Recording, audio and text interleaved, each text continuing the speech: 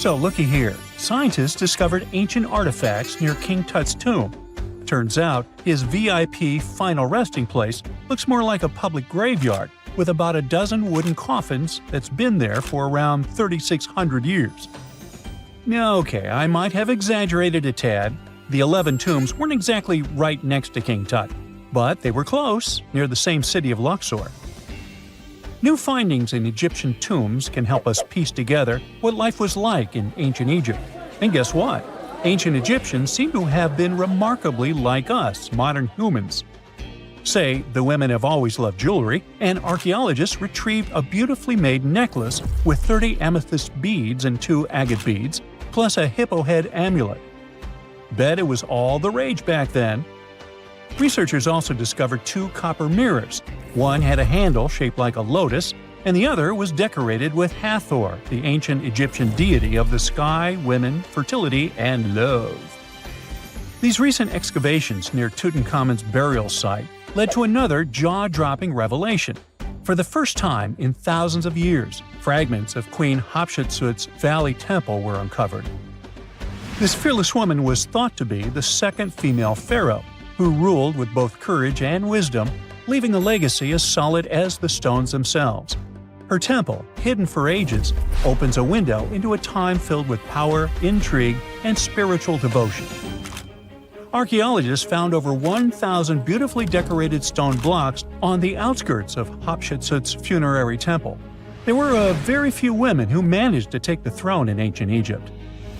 Another tomb was found nearby, and it belonged to the overseer of Queen Teti Sheri's palace, whose name was Jehuti-Mez. Queen Hatshepsut seems to have even more tombs, aces up her sleeve. These tombs were carved into the rock instead of being built as pyramids, showing a unique ancient perspective on how to protect the soul in the afterlife. Experts managed to retrieve some cool ancient pieces from the site. Toys made of clay, mummy masks, winged scarabs, and some amulets. Sadly, there surely used to be way more artifacts, but over the last centuries, there have been people other than archaeologists to stumble upon this site. It's likely that looters got to these tombs before them and may have taken some valuable items. But they did leave behind some cool stuff for the researchers, like pottery used for offerings of bread and meat, along with archers' bows that connect the tomb's owners to the Egyptian military. Meanwhile, soul protection is way more important than you might think, especially if you're roaming around Luxor looking for ancient secrets. You aren't scared of King Tut's curse, are you? Let me tell you what happened to those who weren't scared, but promise me to take it with a dash of salt, okay? For years, Egyptologists, especially those who believed in paranormal activity, were convinced that there was an unsettling curse surrounding Tutankhamun's archaeological discoveries. This belief stemmed from the mysterious and untimely demise of several excavators who discovered the tomb in 1922 with no logical explanation for why they passed away. It was just easier to chalk it up to something supernatural and avoid the whole mess. But it turns out it wasn't a curse at all. It was likely the radiation that caused those excavators to perish. Now, you might wonder where the radiation came from. After all, while radioactivity was discovered in the 19th century, ancient Egyptians, despite their impressive pyramids, didn't have any radium lying around to make Tut's tomb glow like crazy. So, what could be the real story? It might have been toxic waste behind it all. Toxic levels of radiation from uranium and hazardous waste have been lurking inside the tomb since it was sealed over 3,000 years ago. The burial chamber of Tutankhamun's tomb reportedly has such high radiation levels that anyone who steps inside could easily end up with a fatal dose of radiation sickness or an incurable condition. By the way, you can have a somewhat similar level of radioactivity if you don't get rid of those moldy dinner leftovers you left to perish in your fridge a month ago. But this radioactivity isn't exclusive to Tutankhamun's tomb. Ancient Egyptian artifacts discovery is rewarding yet dangerous due to unusually high radiation levels in Old Kingdom tombs all over Egypt. Geiger counters have detected radiation at 2 sites near the Giza pyramids, and radon, a radioactive gas, has been found in several underground tombs in Saqqara.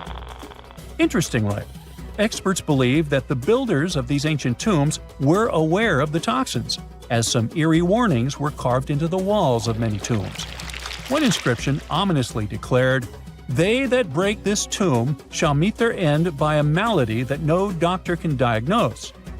Other ominous phrases like "forbidden," "due to evil spirits," only added to the fear that supernatural curses haunted these ancient sites. Ominous signs have stunned archaeologists since forever, but the fear grew even stronger a century ago with the mysterious passing of Lord Carnarvon, who funded King Tut's excavation in 1922 and reportedly explored the treasure-filled rooms, along with several others who entered the tomb. Arthur Weigall, another British Egyptologist who was present at the tomb's opening and is credited with starting the curse myth, passed away young when he was just in his 50s in 1934. Chances are the condition that made him pass was connected to radiation. In total, 6 out of the 26 people who were there when the tomb was opened met their end within a decade from various causes. Not only X-ray exposure, those reasons include asphyxia, stroke, heart failure, pneumonia, and even poisoning. Well, isn't this getting a little grim? There was one guy who opened the tomb and somehow managed to avoid the infamous curse, Howard Carter, or so it seemed. Some folks pointed to his survival as proof that the curse wasn't real. After digging up the tomb, Carter published several books on the topic and shifted gears from archaeology to dealing in antiquities for various museums. Despite dodging demise or injury, rumors swirled about how the curse may have impacted him in other ways. One of the big stories linked him to Lord Carnarvon's daughter, Evelyn. Some said he was madly in love with her, but she married someone else, so he chose to stay single. Others claimed they had an affair while she was in Egypt, which ended when her father passed away and she left the country for good. However, there wasn't much evidence to support these stories.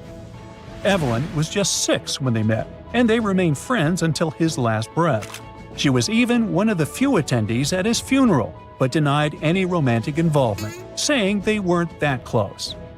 A year after the revolutionary discovery near King Tut's tomb, Evelyn married politician Sir Brograve Beauchamp and had a daughter. That same year, Beauchamp toured the tomb with his parents, guided by Carter himself. Carter never married and, aside from those posthumous rumors about Evelyn, had no other romantic connections. While the curse adds an intriguing twist to his life story, his tendency to keep relationships at arm's length was evident long before the tomb was opened. It seemed Carter just wasn't a people person. In 1939, after battling a serious illness, he ultimately succumbed to fate. He was 64, which was a pretty common life expectancy in the UK back then, so no one really thought it was off and linked it to an ancient curse. When he passed, it turned out he had several artifacts from Tutankhamun's tomb in his London apartment, which were eventually sent back to Egypt, marking what some viewed as the curse's end. Who knows? Maybe if he hadn't had all those ancient souvenirs at his place, he would have lived way longer. But all the other demises might seem off. The curse theory was likely fueled by some strange events during the excavation. Carnarvon got a mosquito bite that became severely infected, and around the time they opened the tomb, Cairo experienced a bizarre power outage and a freak sandstorm. Back in England, the Earl's dog, Susie, managed to escape from Carnarvon's house and began barking frantically at seemingly nothing. At least that's what the staff and family saw. Strangely enough, at the very moment her owner's heart stopped, Susie started howling and fell down without showing any signs of life. Maybe radiation didn't play a crucial role after all, and those were indeed ancient artifacts from King Tut's tomb that made them all perish. Spooky, huh? The ancient city of Taposiris Magna is hidden on the northern coast of Egypt. These days it has very little of its former glory, but what lies beneath it may hold the secret to uncovering a famous mystery, that of Cleopatra, the most memorable Egyptian queen in history. The recently discovered tunnel is also known as a geometric miracle for its time. Excavations have uncovered a 43-foot-long structure below the ground, which is partially submerged in water. Its shape and construction technique are similar to that of the Eupalinos Tunnel, another amazing ancient discovery. This one is located in Greece and was built by excavating simultaneously from 2 points, aiming to have them meet in the middle. The use of math and geometry to make this construction was astonishingly precise for those days, more so since it was built near a mountain. Archaeologists that have been working on the Taposiris Magna site since 2004 believe this tunnel may lead to the lost tomb of Cleopatra. The clues they found so far seem to back up this theory. For starters, the city and its temple were built by one of Cleopatra's ancestors, Ptolemy II. All the architecture seems to indicate it was dedicated to the ancient spirit Osiris and his queen Isis. Throughout her reign, Cleopatra did try to associate herself with Isis, so it may be no surprise she chose this location as her final resting place. Scientists have yet to pinpoint Cleopatra's tomb, but research continues with the help of modern technology. To study this location better, archaeologists have even used a special device called ground-penetrating radar. This tool allows us to analyze what lies beneath the ground without being intrusive. Since this tunnel is so old, research needs to be done very delicately. Seeing pictures of what's underground before you start digging is incredibly useful and has been done here since 2011. Finally discovering Cleopatra's tomb may help us piece together her story, especially what might have happened during the last portion of her life, which is still surrounded by mystery. We still don't know the exact cause of her passing. Some believe she may have let herself be bitten by a poisonous Egyptian cobra. Others have suggested that she was well accustomed to toxic substances, even hiding some in her hairbrush in case she ever needed it. But that's not to say she chose to use it on herself. We do have a lot of other interesting information on Cleopatra that's equally as impressive, like the fact that she had a stylist. Most of the images you've seen depicting this famous queen show her wearing black eyeliner. This look was put together by Airas, a woman known to have been her personal beautician. She traced the long line from her eyes to her temples, a makeup technique still used today to enhance the eyes. Airas was an important figure throughout Cleopatra's life, known also as her confidant and close friend. There are even theories that suggest Airas was there by her side when she passed away.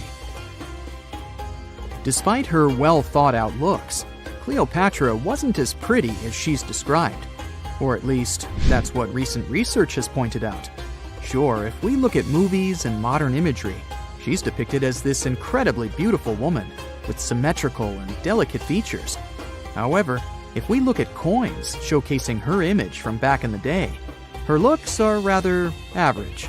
Her image on the coins might have been adjusted, too, to make the queen look stronger in the eyes of her people.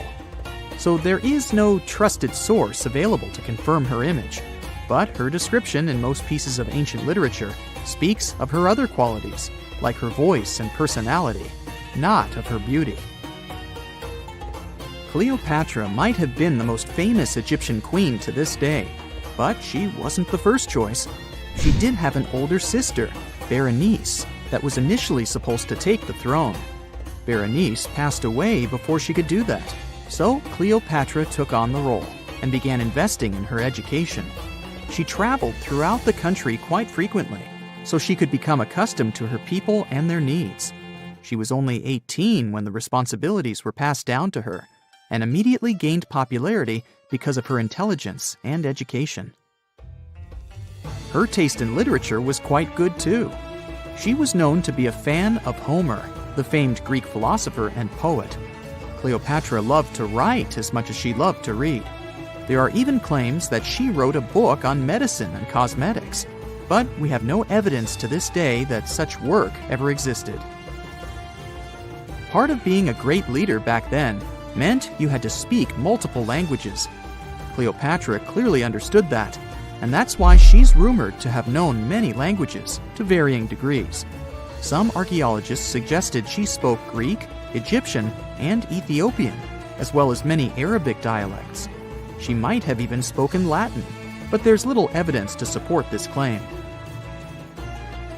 She might not have had angelic looks, but Cleopatra was really careful with the way she looked, even with her diet. She was known to have enjoyed simple meals, including a variety of fish. Since she lived close to the Mediterranean Sea, it's really no surprise. As a treat, she liked to eat stuffed pigeons, which she also served to her guests. Other dishes on the menu included vegetables and fava bean soup. Fruits and nuts weren't missing from her diet either, and she was also a big fan of honey.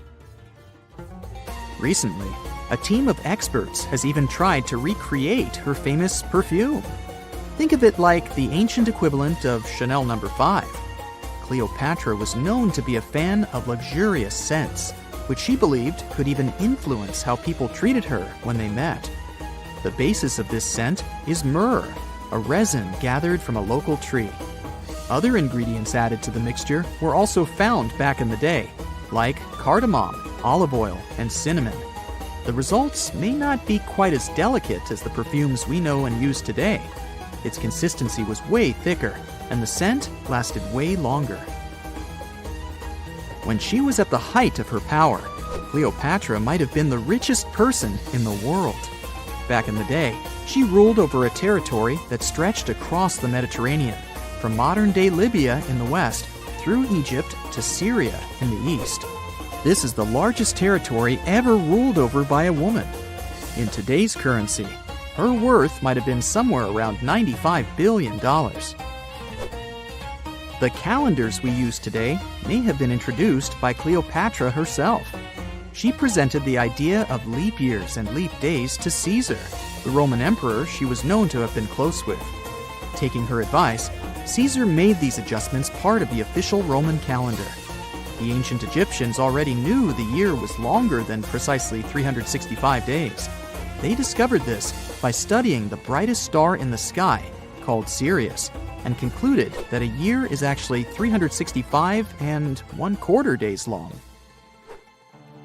It was Elizabeth Taylor that famously introduced Cleopatra to pop culture when she played her in the 1963 film bearing the same name. Up until that point, it was the most expensive film ever made. It was originally supposed to cost somewhere around $2 million, but ended up costing a mind-boggling $44 million. That's mostly because of script and production issues. To make this iconic movie, producers created 79 sets from scratch, as well as over 26,000 costumes for the cast. Elizabeth Taylor's Cleopatra costumes alone cost somewhere around $200,000. Thankfully for the producers, the movie made headlines and was well received by critics, making it a box office success. A lot of people associate Cleopatra with another famous Egyptian ruler, King Tutankhamun, nicknamed King Tut. Surprisingly, apart from both of them being Egyptian pharaohs, they have nothing else in common. For starters, King Tut lived around 1,300 years before Cleopatra did, and there is also no connection regarding their ancestry. Cleopatra had Macedonian Greek roots, while King Tut was a native Egyptian. Unlike many other ancient Egyptian burial grounds, King Tutankhamun's tomb stayed hidden and free of unwanted thieves for 3,000 years. One reason was that the tomb was smaller than average and tucked away in a place called the Valley of the Kings.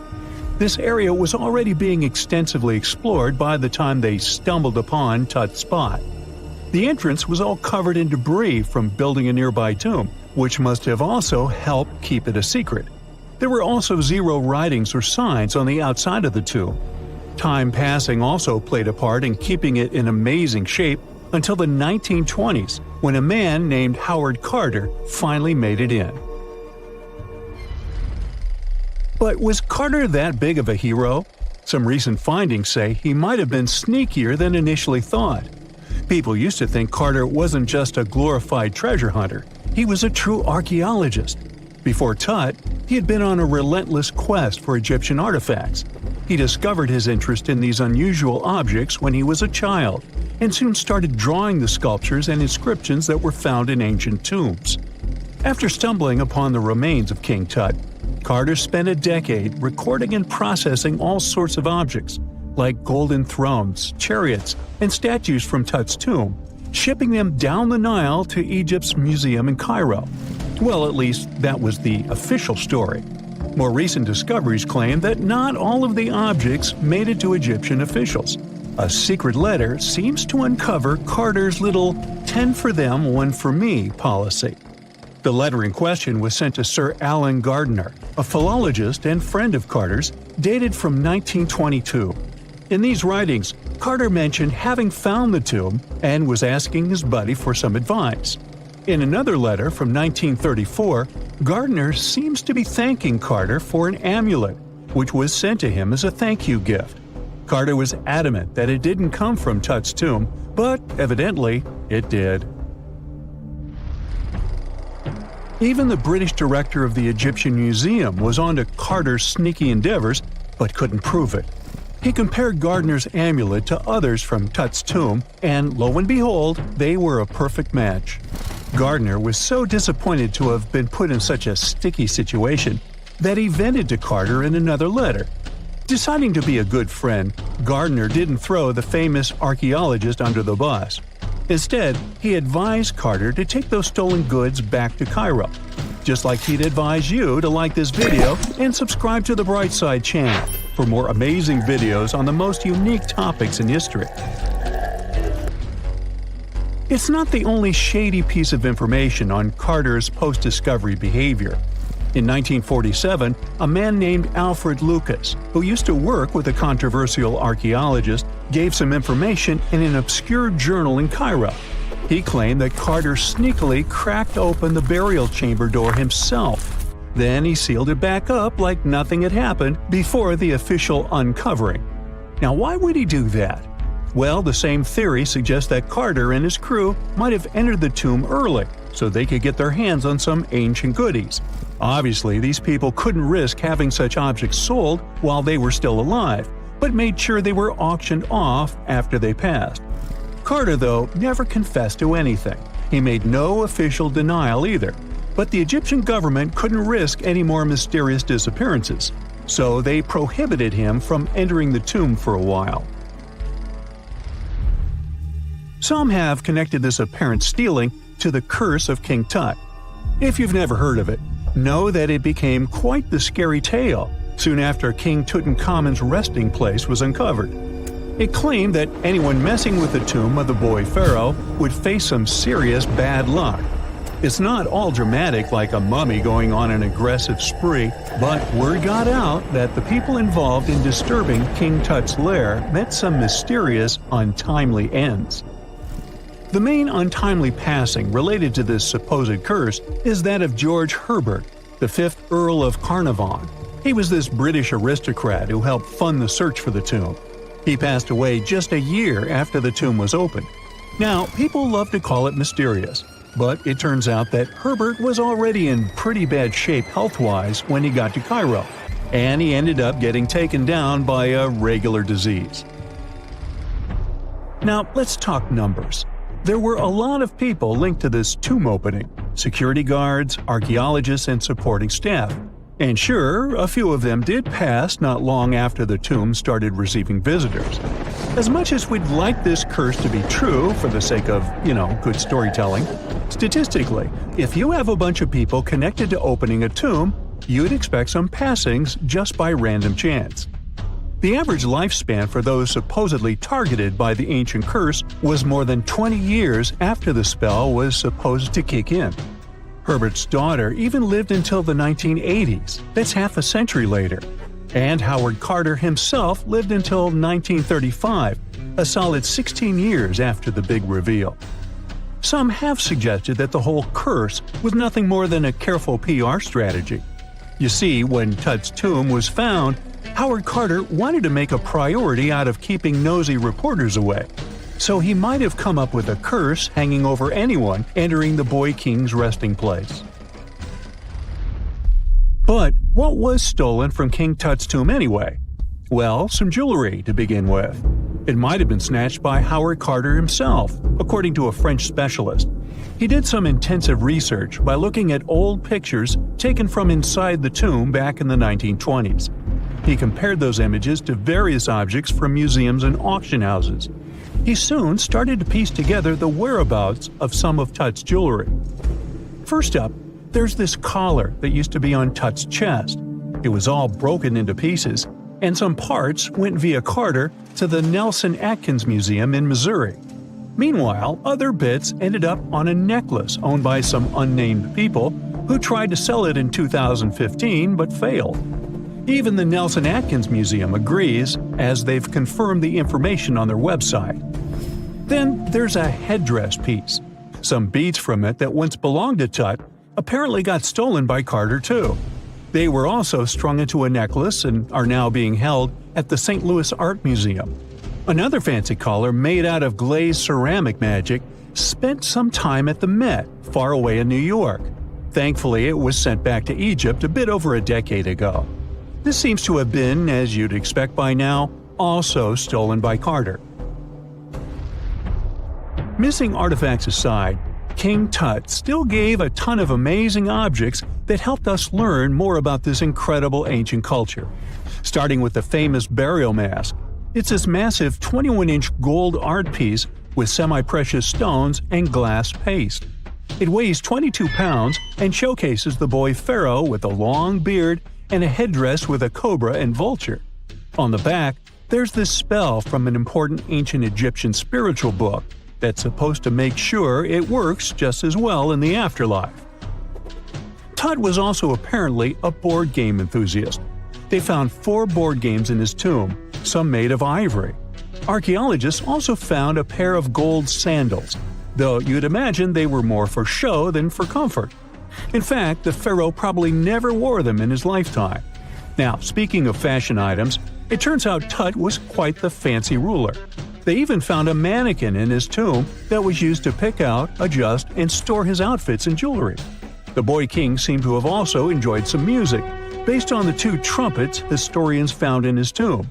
Though they were played back in 1935 in a BBC broadcast, the instruments are today considered too fragile to be maneuvered.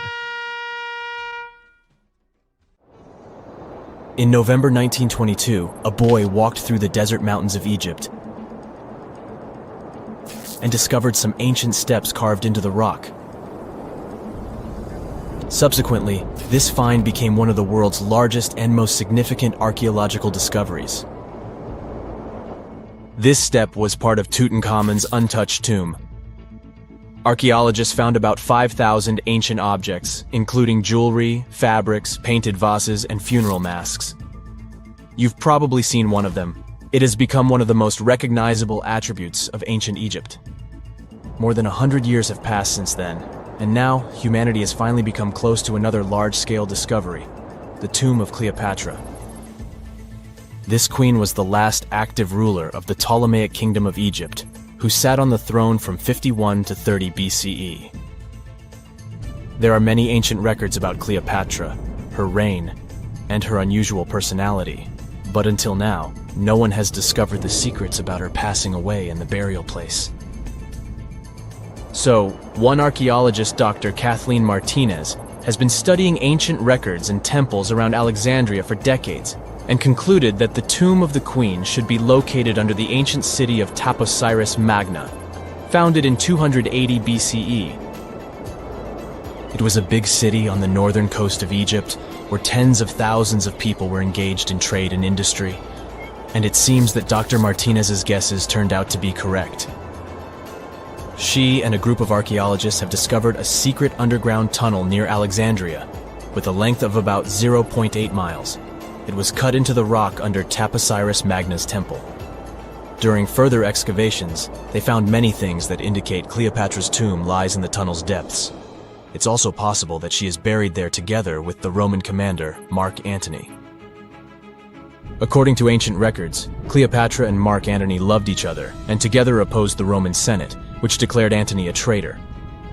The fact that natural disasters have occurred on the territory of Taposiris Magna for thousands of years can complicate the excavations. Earthquakes and floods destroyed the city and possibly flooded its underground tunnels. But archaeologists hope the ancient tomb remains untouched, and that it hides many treasures and records about the royal life of ancient Egypt during the reign of the last dynasty. There's a chance that excavations will go underwater and in the mud. This will require much time and funding, but archaeologists are sure it's worth it. Anyway, it's too early to say that Cleopatra is really buried there, but scientists have found many things in the tunnel that confirm this, including clay pots, dozens of coins with the image of Cleopatra and Alexander the Great, as well as a bust with the image of the Egyptian queen. Cleopatra is still one of the most popular personalities in Egypt, on an equal footing with Ramesses III and Tutankhamun. She inspired many films, paintings, and books, but what made her so popular? She became famous for her inconsistency. She was a beautiful, intelligent ruler who pulled Egypt out of the crisis and made it a prosperous power. Medieval Arabic texts say she knew chemistry, mathematics, and philosophy, and may have written several scientific books. She knew several languages and had excellent diplomatic skills. At the same time, there are many legends that she was a femme fatale who drove many men crazy. However, there's no evidence that her beauty was incomparable. The image of a stunning model was created by Hollywood when it made several films where famous actresses performed the role of Cleopatra. And the Roman Emperor Octavian, the adopted son of Julius Caesar, specially created the image of Cleopatra as an insidious seductress because he was her enemy. Even though she was born in Egypt, Cleopatra wasn't an Egyptian. Her ancestors were Greeks, among whom was one of the generals of Alexander the Great. However, the people of Egypt loved her. She learned the language and was very sensitive to the traditions of this country. She knew the history, mentality, and customs of ancient Egypt well. She raised the level of its economy and strengthened its status as a world power. Much of this was made possible thanks to her cunning and impressiveness. She loved theatrical performances and lavish celebrations. She knew how to surprise people and put on a show. But behind the exterior image of a luxury lover was an intelligent and calculating ruler. Ancient Egypt was a rich, luxurious country, and Cleopatra did everything to increase its wealth and strengthen its position in the international arena. For example, she was once in conflict with her brother Ptolemy XIII. The queen knew that she wouldn't be able to resist him, so she decided to attract Julius Caesar to their side. The Roman emperor arrived in Alexandria, where Cleopatra wanted to meet him, but Ptolemy knew about her plans and was about to prevent her from coming to Caesar. Then, instead of a rich and noisy arrival, Cleopatra decided to make her visit inconspicuous. She wrapped herself in a carpet or linen bag the emperor's servants carried into Caesar's private chambers. Cleopatra emerged from the carpet and impressed the Roman emperor with her beauty and determination. As a result, they fell in love with each other and became close allies. After some time, she impressed another influential Roman for diplomatic purposes. She arrived to meet Mark Antony on a golden barge with purple sails and silver oars. Cleopatra was dressed in the image of Aphrodite and sat under a magnificent canopy. Her servants dressed like cupids and were blowing her fan and burning incense. But Cleopatra created such a show for a reason. She knew that Antony revered Greek mythology and considered himself the embodiment of Dionysus.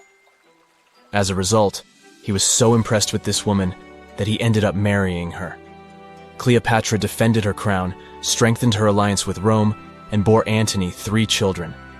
In Egypt, they threw big parties and enjoyed wealth with power.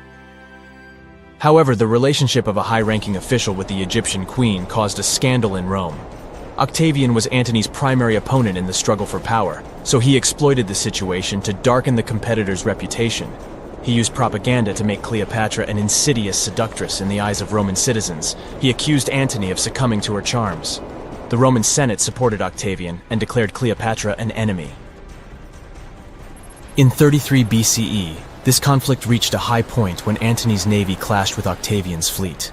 The latter won and forced his enemy to flee to Egypt with Cleopatra. According to some records, they took refuge near Alexandria. Pursued by the Romans, they hid in one of Cleopatra's palaces and met their end. Some legends say that Cleopatra was an expert in poisons. She provoked a venomous snake, a viper or an Egyptian cobra, to bite her. Also, according to another legend, she pricked herself with a poisonous needle.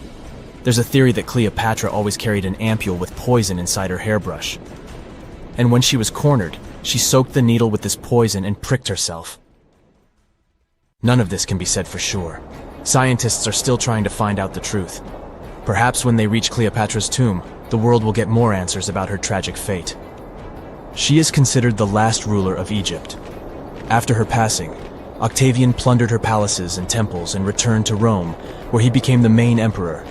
He successfully ruled the country and expanded its borders. His reign ended when he turned 75. World history would have looked different if Cleopatra and Mark Antony hadn't lost that naval battle. By the way, did you know that more time has passed between Cleopatra's reign and Neil Armstrong's flight to the moon than between the reign of the Egyptian queen and the construction of the Great Pyramid of Giza? Armstrong took a step on the Earth's satellite in 1969, 38 years after the birth of Cleopatra. And the construction of the pyramid took place in 2560 BCE. Imagine how long the history of ancient Egypt is. Cleopatra is closer to us in time than to the pyramids. Let's face it, most ancient tombs have been looted at least once. No matter how scary the rumors could have been, most mummies were open to. But one. This is the Bashiri mummy, and it puzzles everyone so much that nobody dares to see what's inside. Meet Howard, but you must know him already if you're into Egyptian history. He's primarily famous for discovering King Tut's tomb back in 1922. But few people know that before this revolutionary discovery, he had probably found another mummy. It happened in 1919, and it goes by several names, either the Bashiri mummy or the Mummy of Pacheri, or the Untouchable One. Some reports say that Howard stumbled upon the Bashiri mummy in Luxor's Valley of the Kings, just where he would later find Tut's tomb. Despite this find, not much is known about this particular mummy. The reason why it's still unharmed in any way is not because of some superstitions, but because nobody is sure that they can undo what they do if something goes wrong. The mummy is so intricately wrapped that researchers never unfurled it for fear of irreversible damage. The golden rule of anyone who worked with antiquities: if you're not sure you can't make it better or preserve it unchanged, do not touch it. History knows many examples of ancient relics ruined beyond repair, say Ecce Homo, or smiling statue restoration. The delicate fabric that covers the mummy's face has this cool design that kind of looks like a pyramid. The researchers are not 100% sure, but this might be the only one of its kind with that embalming style. But without knowing the ancient technique, it's next to impossible not to ruin the mummy while unwrapping and wrapping it back. Back in the day, people, both experts and looters, would unwrap mummies for all sorts of reasons, mostly to study them. Luckily, these days, we have advanced tech that lets us check out what's inside a sarcophagus without having to unwrap anything. After taking a closer look at the Bashiri mummy, researchers figured out that it belonged to a man who was around 5.5 feet tall and lived during the Ptolemaic era, which makes this mummy roughly 2,300 years old. The Egypt Museum shared that the X-ray scan also uncovered an inscription of the guy's name, but it's a bit tricky to tell if it says Pacheri or Nenu, adding to the intrigue. The museum also pointed out that the fancy casing the mummy is in features all sorts of decorated scenes. You can see the mummy lying on a bed, flanked by deities Isis and Nephthys, along with the 4 sons of Horus. Plus, there are 2 images of the funerary god Anubis at the feet of the casing. By the way, Bashiri mummy is not the only one that has remained untouched. This is Issa Temkebde, and Gaston Maspero, a French archaeologist, made the decision to leave her mummy untouched, wanting to keep her resting peacefully since she was in such amazing shape. He did mention, though, that her tomb had been raided long ago. Thanks to some X-ray work, we learned more about the mummy. The scans revealed a few artifacts still wrapped up with the wife of a high priest, including amulets around her neck, right arm, and forehead. The X-rays also showed she had some dental issues and arthritis in her knees. While she passed away as an older woman, it's tough to pinpoint her exact age. However, various sources from her son's reign indicate that she was held in high regard in the kingdom. Isitemkebt served as the sister wife of Penejam II. You got me right. They were related by blood and were siblings, but back then it was pretty common to get married this way to preserve the purity of the bloodline. Say that to Habsburg, duh. Their chase for purity only led to inbreeding and the notorious Habsburg's jaw. Right, I guess we should not judge ancient Egyptian rules and morals, but what we can say for sure is that both Bashiri and Isitemkebt were incredibly lucky to stay untouched. The odds were not in King Tut's favor, though. The researchers' work hit him hard. The tomb itself was discovered in 1922, but it wasn't until 1925 that the nested coffins were opened during an excavation. The outer coffin, held together with silver pins, opened up to show another coffin shaped like a mummy, decorated with colorful glass and flower garlands. There were worries about the king's mummy because it had been exposed to moisture. The middle coffin was pretty heavy and didn't have any handles, so they had to be super careful taking it out. Inside the innermost coffin, which was solid gold and wrapped in a red cloth, they found the royal mummy, and this all went down on October 28, 1925. Tutankhamun's mummy, measuring about 6.07 feet, fit snugly into the innermost coffin, which was 6.17 feet long. You can already tell there was a problem, right?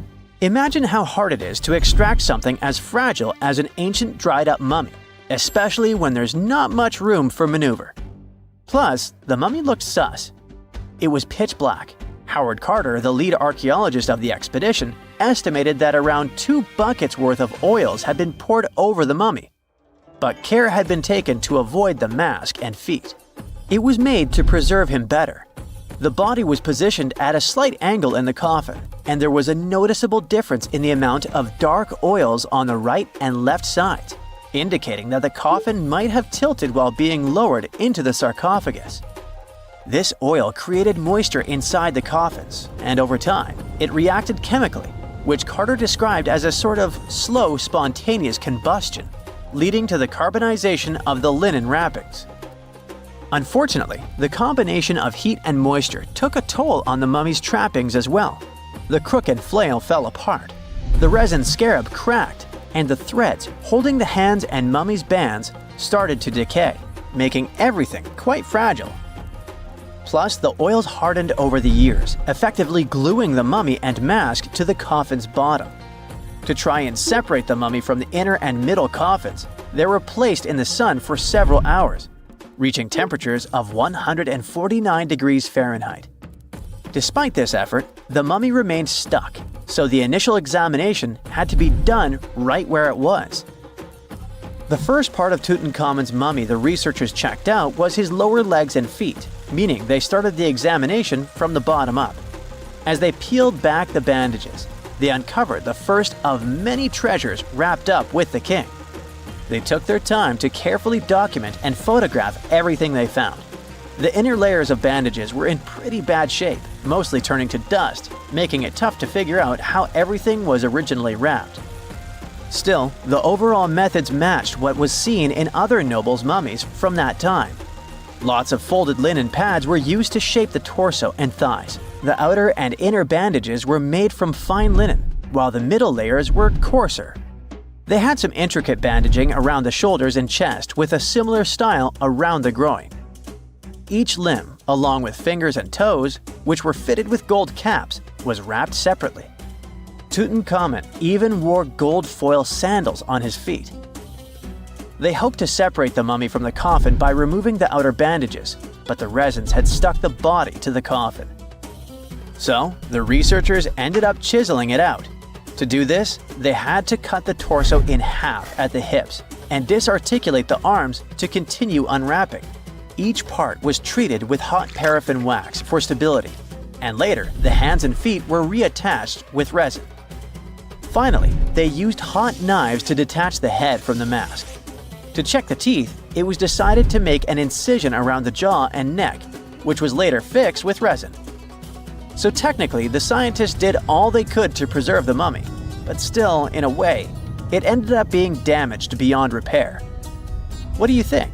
Should they have left it in the coffin? Or did they do the right thing? Let us know in the comments. Beneath the sands of Luxor, scientists found something that was perhaps never meant to be found. Over 1,000 decorated stone blocks that belonged to the ruined temple of a woman pharaoh. It got us thinking, why was this temple so brutally destroyed, and who was this woman?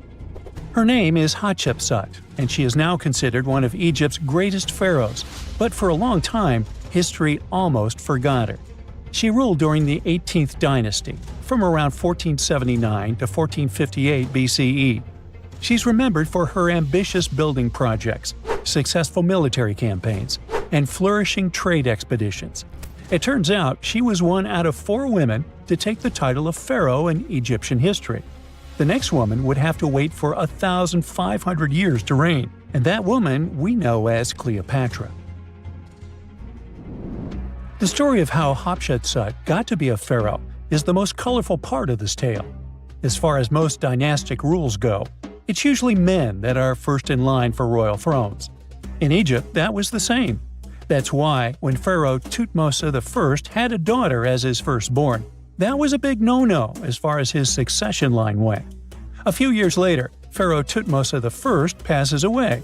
The crown passed to Thutmose II, who ruled briefly, only to leave the throne to his infant son, Thutmose III.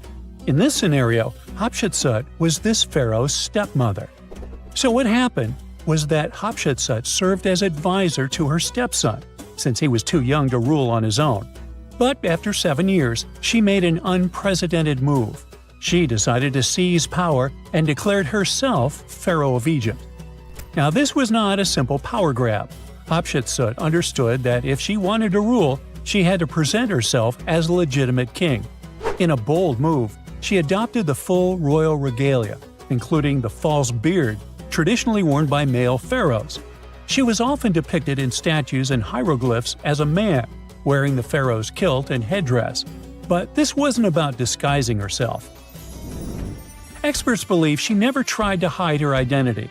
Inscriptions on her statues often included feminine titles, like Daughter of Re, or grammatical structures that combined male and female terms, such as His Majesty herself. This showed that while she adopted traditional symbols of kings, she still acknowledged her true gender. But she needed to go even further. To legitimize her rule, she crafted an elaborate origin story.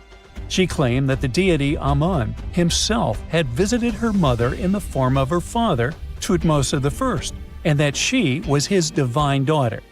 Now this was no small claim, since pharaohs were seen as deities on earth. By aligning herself with Amun, she strengthened her right to the throne. In temple carvings, she depicted this divine birth with Amun, presenting her as his rightful heir. These narratives weren't just mythology, they were tools, ensuring her position remained unchallenged. Hatshepsut also took a new name, Ma'at Kari, which translates roughly to "Truth is the soul of the sun god." The word Ma'at was central to Egyptian beliefs. It represented order, justice, and divine balance. Pharaohs were expected to uphold Ma'at to ensure Egypt's stability. By calling herself Ma'at Kari, Hatshepsut was likely reinforcing that she was a legitimate and rightful ruler. Her reign was truly great. She led Egypt into an era of peace and prosperity, launching massive building projects and restoring temples across the kingdom. Her most famous achievement was the construction of her temple at Deir el-Bahari, a pretty impressive architectural masterpiece carved into the cliffs of Luxor. Hatshepsut initiated one of the most ambitious construction projects in ancient Egyptian history, commissioning monuments, temples, and obelisks to immortalize her reign. It's argued that she continued with the construction of the Avenue of the Sphinxes, a grand road lined with statues leading to the Karnak Temple. For many, her shining architectural achievement was the towering obelisk she had carved from single pieces of granite. One of these, weighing over 320 tons, still stands today. Now, beyond building, she expanded Egypt's influence through trade. She sent an expedition to the mysterious land of Punt, believed to be modern-day Somalia or Eritrea, bringing back riches like gold, ivory, and exotic animals. Her fleet of ships sailing the Red Sea marked the first recorded trade mission of its kind, establishing economic ties that would benefit Egypt for generations. Yet, for all of her success, something strange happened after Hatshepsut passed away. Her successor, aka her stepson Thutmose III, who had been overshadowed by her rule, took a drastic step. He ordered her name to be erased from history. Her statues were defaced, her inscriptions chiseled away, and her achievements credited to other rulers. It was as if she had never existed. Some believe Thutmose III wanted to reclaim his rightful place as pharaoh, while others suggest that later rulers, uncomfortable with the idea of a female pharaoh, sought to restore traditional male dominance. The story gets even more tragic. The power struggle between stepmother and stepson continues, since, even after her passing away, Thutmose III built his own temple right next to Hatshepsut's at the Valley of the Kings. But he built his temple with one deliberate modification. His monument was built 11 feet higher than hers. Mind you that this was no accident, it was a symbolic statement. He wanted to overshadow her legacy. But history had other plans.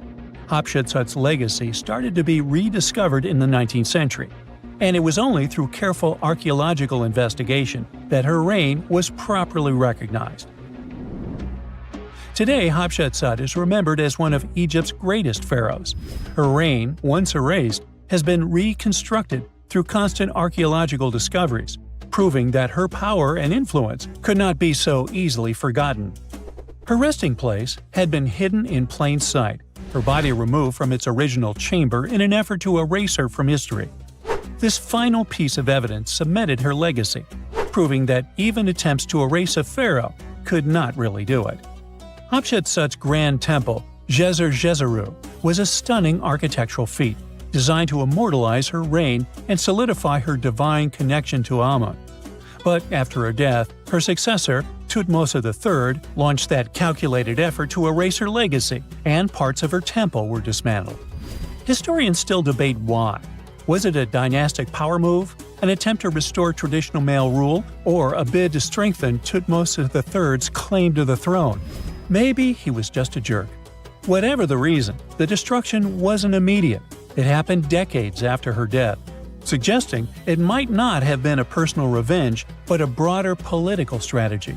Yet, despite these efforts, her temple endures, and so does her story, a defiant echo of Egypt's first great female pharaoh.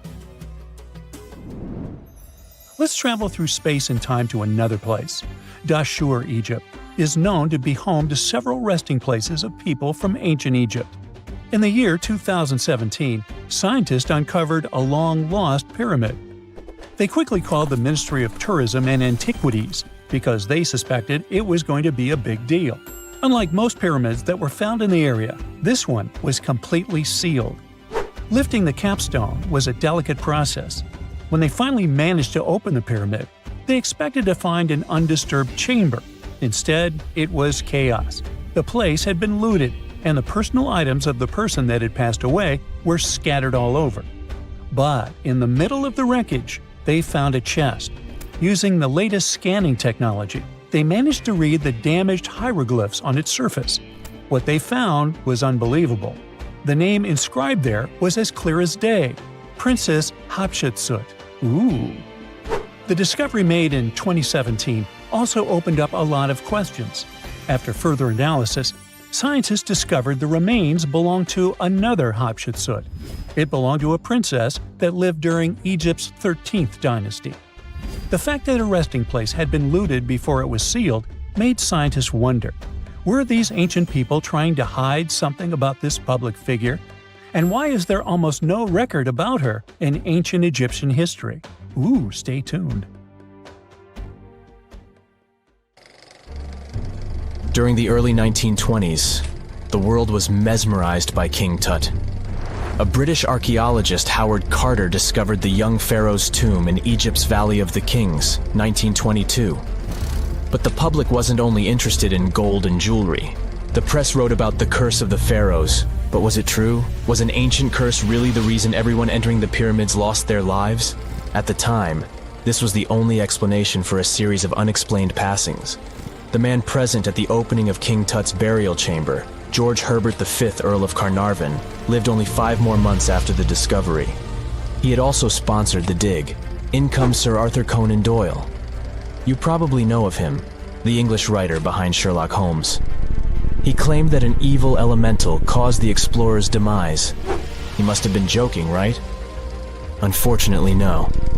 The newspapers continued to blame the pharaoh's curse after every Egyptologist left this world.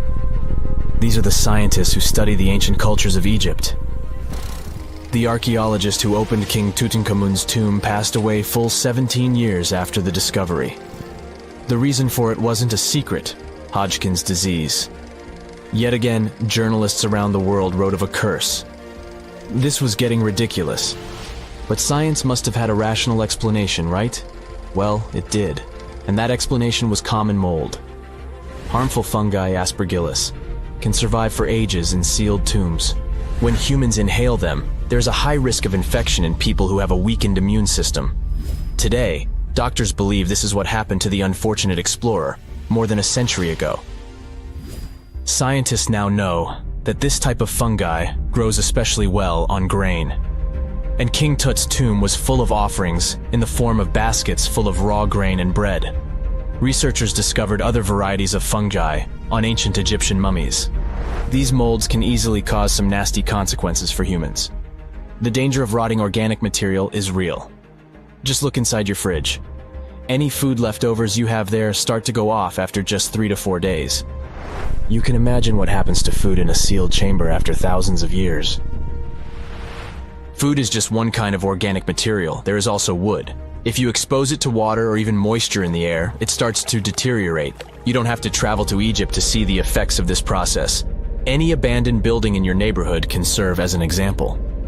When a piece of wood gets wet and has no way of drying out, there is going to be damage. From fungi to wood-boring insects, the list is long. Rotten wood presents a huge structural issue. Beams and floor panels are all made of timber, so you better not go inside a failing building. You can easily lose your footing. But this is just the tip of the iceberg. The building materials since the time of the pharaohs have changed, but so have the dangers. One of the best examples is asbestos. Until the 1970s, most home insulation materials contained this substance. It was in everything, from boilers to soundproofing. This microfiber provided excellent heat insulation. But then, the United States banned asbestos in 1989. The UK did the same a decade later. The reason for it is that asbestos becomes a health hazard when it gets damaged. When humans inhale asbestos fibers, they can get seriously sick. Abandoned strictures are full of this material, and there is no one to maintain them. You see the danger now.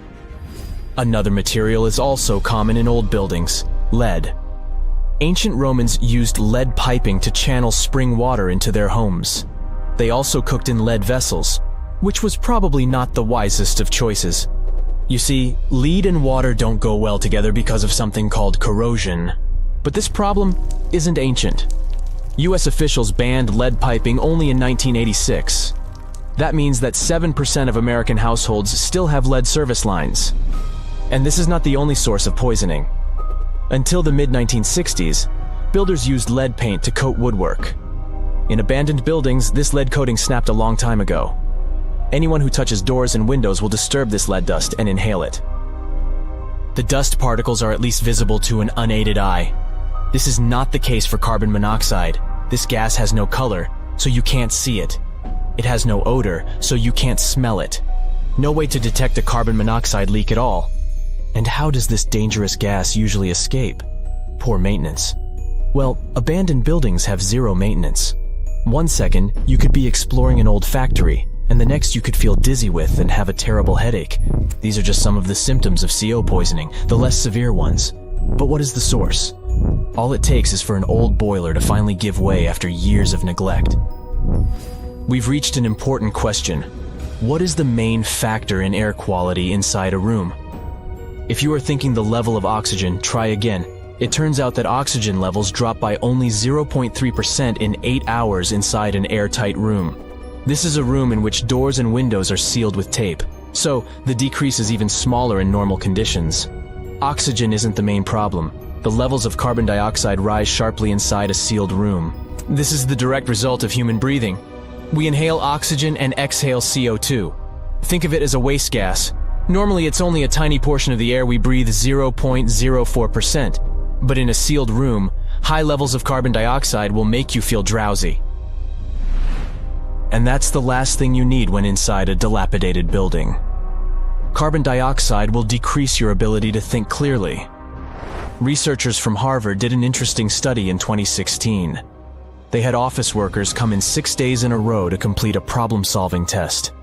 During the week, they gradually raised the carbon dioxide levels in the mock-up office. The results of the same test kept getting worse over time. There are many factors at play, but CO2 levels definitely had an impact on the workers' problem-solving ability. The test took place inside a typical office environment, not inside a crumbling building where visitors must watch their every step. When I say visitors, I really mean trespassers, and trespassing is a criminal offense in the United States. This goes both for private and public property. If you defy the law, you can be fined up to $5,000 or even face lockup time. That should make you think twice before jumping over a fence with a no trespassing sign.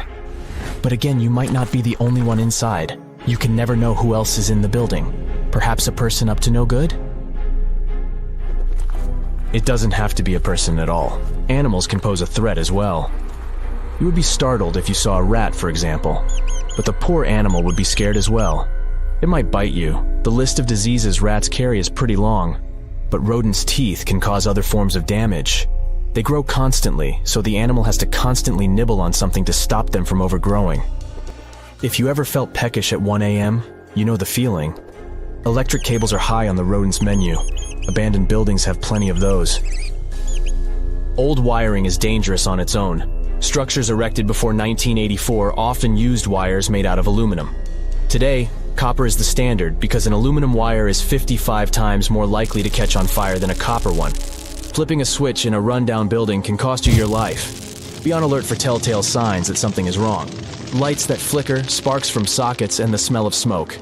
And yeah, don't count on an earth cable to protect you from electrocution. Ground cables became standard only in the 1960s. It's nighttime, and you're about to walk inside Pharaoh Tutankhamun's final resting place. You know, King Tut. You don't have a torch, but at least you came with a flashlight. You walk down several flights of stairs and observe how the walls are carved in hieroglyphics and what looks like a spell. Those who take anything from this place will be doomed for life, the spell says. Even if you don't really believe it, this scares you a little bit. You find a huge stone door. Is it a trap? You manage to open it, but oh no, it's only an empty chamber. You check your map. It seems like you're heading in the right direction. After what feels like hours, you realize you must be trapped inside a labyrinth. You try to retrace your steps, but you can't find the door where you came in from anymore. That's it, you think to yourself. You've fallen for the Pharaoh's trap. What's worse, you didn't bring a lunch. Okay, so we've all seen Hollywood movies where the main character is exploring ancient ruins and faces some seriously dangerous traps, right? We've been told Egyptian royalty protected their final resting places with venomous scorpions and snakes, sliding doors that will trap you for life, and giant rolling boulders that will crush anyone on their paths. The thing is, were these traps truly real? Well, I regret to be the one to break it to you, but this is all fiction. These elaborate traps were too technologically advanced for ancient civilizations to pull off. That is not to say, however, that there weren't any traps at all. Ancient civilizations, like the Egyptians and the Mayans, are known for their practice of building entire monuments dedicated to the ones who had passed away. These structures would often reflect the position of person occupied in society. So, for the really important people, the VIPs of their times, massive monuments were built to host their bodies long after they were gone. Some of these civilizations believed that a person's life would continue on the other side of the veil. For that reason, a person would be buried together with the belongings of their current life. If they had a lot of money and power and stuff, that meant their resting places would be filled with riches and gold. Now imagine if you lived in ancient Egypt and you knew exactly where all the pharaohs' tombs were located and had heard rumors of the amount of wealth kept in these places. Maybe you would be tempted to go check it out, right?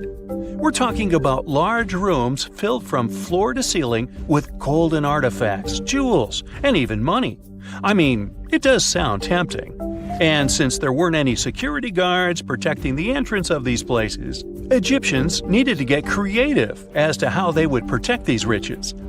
These old civilizations found some traps to be useful. A recurring one was building empty rooms inside the monument to confuse a burglar. Now, let's take a look at Amenhotep III's final resting place as an example. It was built in the city of Luxor, in a spot also known as the Western Valley of the Kings. Two French engineers originally discovered the monument between 1905 and 1914 CE. The structure is huge and has more than 10 chambers, connected by long corridors and steep stairways. The King's Chamber is the most hidden one, and for an outsider to try and find it, they will probably enter a lot of empty rooms beforehand. Other pharaohs tried to protect their riches by commissioning monuments with false doors concealing pits that were up to 20 feet deep. This way, an unwarned and unwanted visitor would be surprised by the deep hole on their way to the king's resting chamber. Alongside false doors, pharaohs made sure to build labyrinth-style corridors and false walls. This way, robbers could take hours or days before they found the king's real chamber. As to pits with poisonous snakes on them, if there were any reptiles inside these monuments, they probably got inside on their own, and would most likely not stay there for long. There is no way snakes would survive years and years without food inside these pits. So yes, another Hollywood-induced belief right there. If these traps seem boring to you, archaeologists did find an interesting deterrent in the final resting place of the Red Queen of Palenque in Mexico.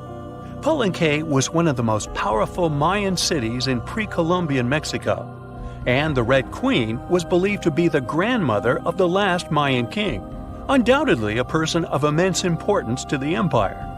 In her honor, a huge monument was built to keep her body after her passing. The discovery of the tomb itself was already thrilling. Archaeologists found an ancient monument when digging at the site back in 1994. The first thing they found was a room with a hidden door. Once they opened the door, they discovered a long corridor. Finally, at the end of this corridor was the Queen's Chamber. The team of archaeologists was beyond excited to unearth this chamber with the mummy of the Queen herself still inside it. They found her to be accompanied by her pearls, jade shells, and expensive rocks. But as the team explored the remains, they saw something rather strange. The room was filled with a red-colored powder. Researchers knew that the color red was important to the Mayan people, and that much of their clothing and buildings were decorated with this color. But they didn't understand why the queen was buried with this unknown red substance. After they took a sample back with them for further analysis, they discovered that the red powder was cinnabar, a very dangerous mineral.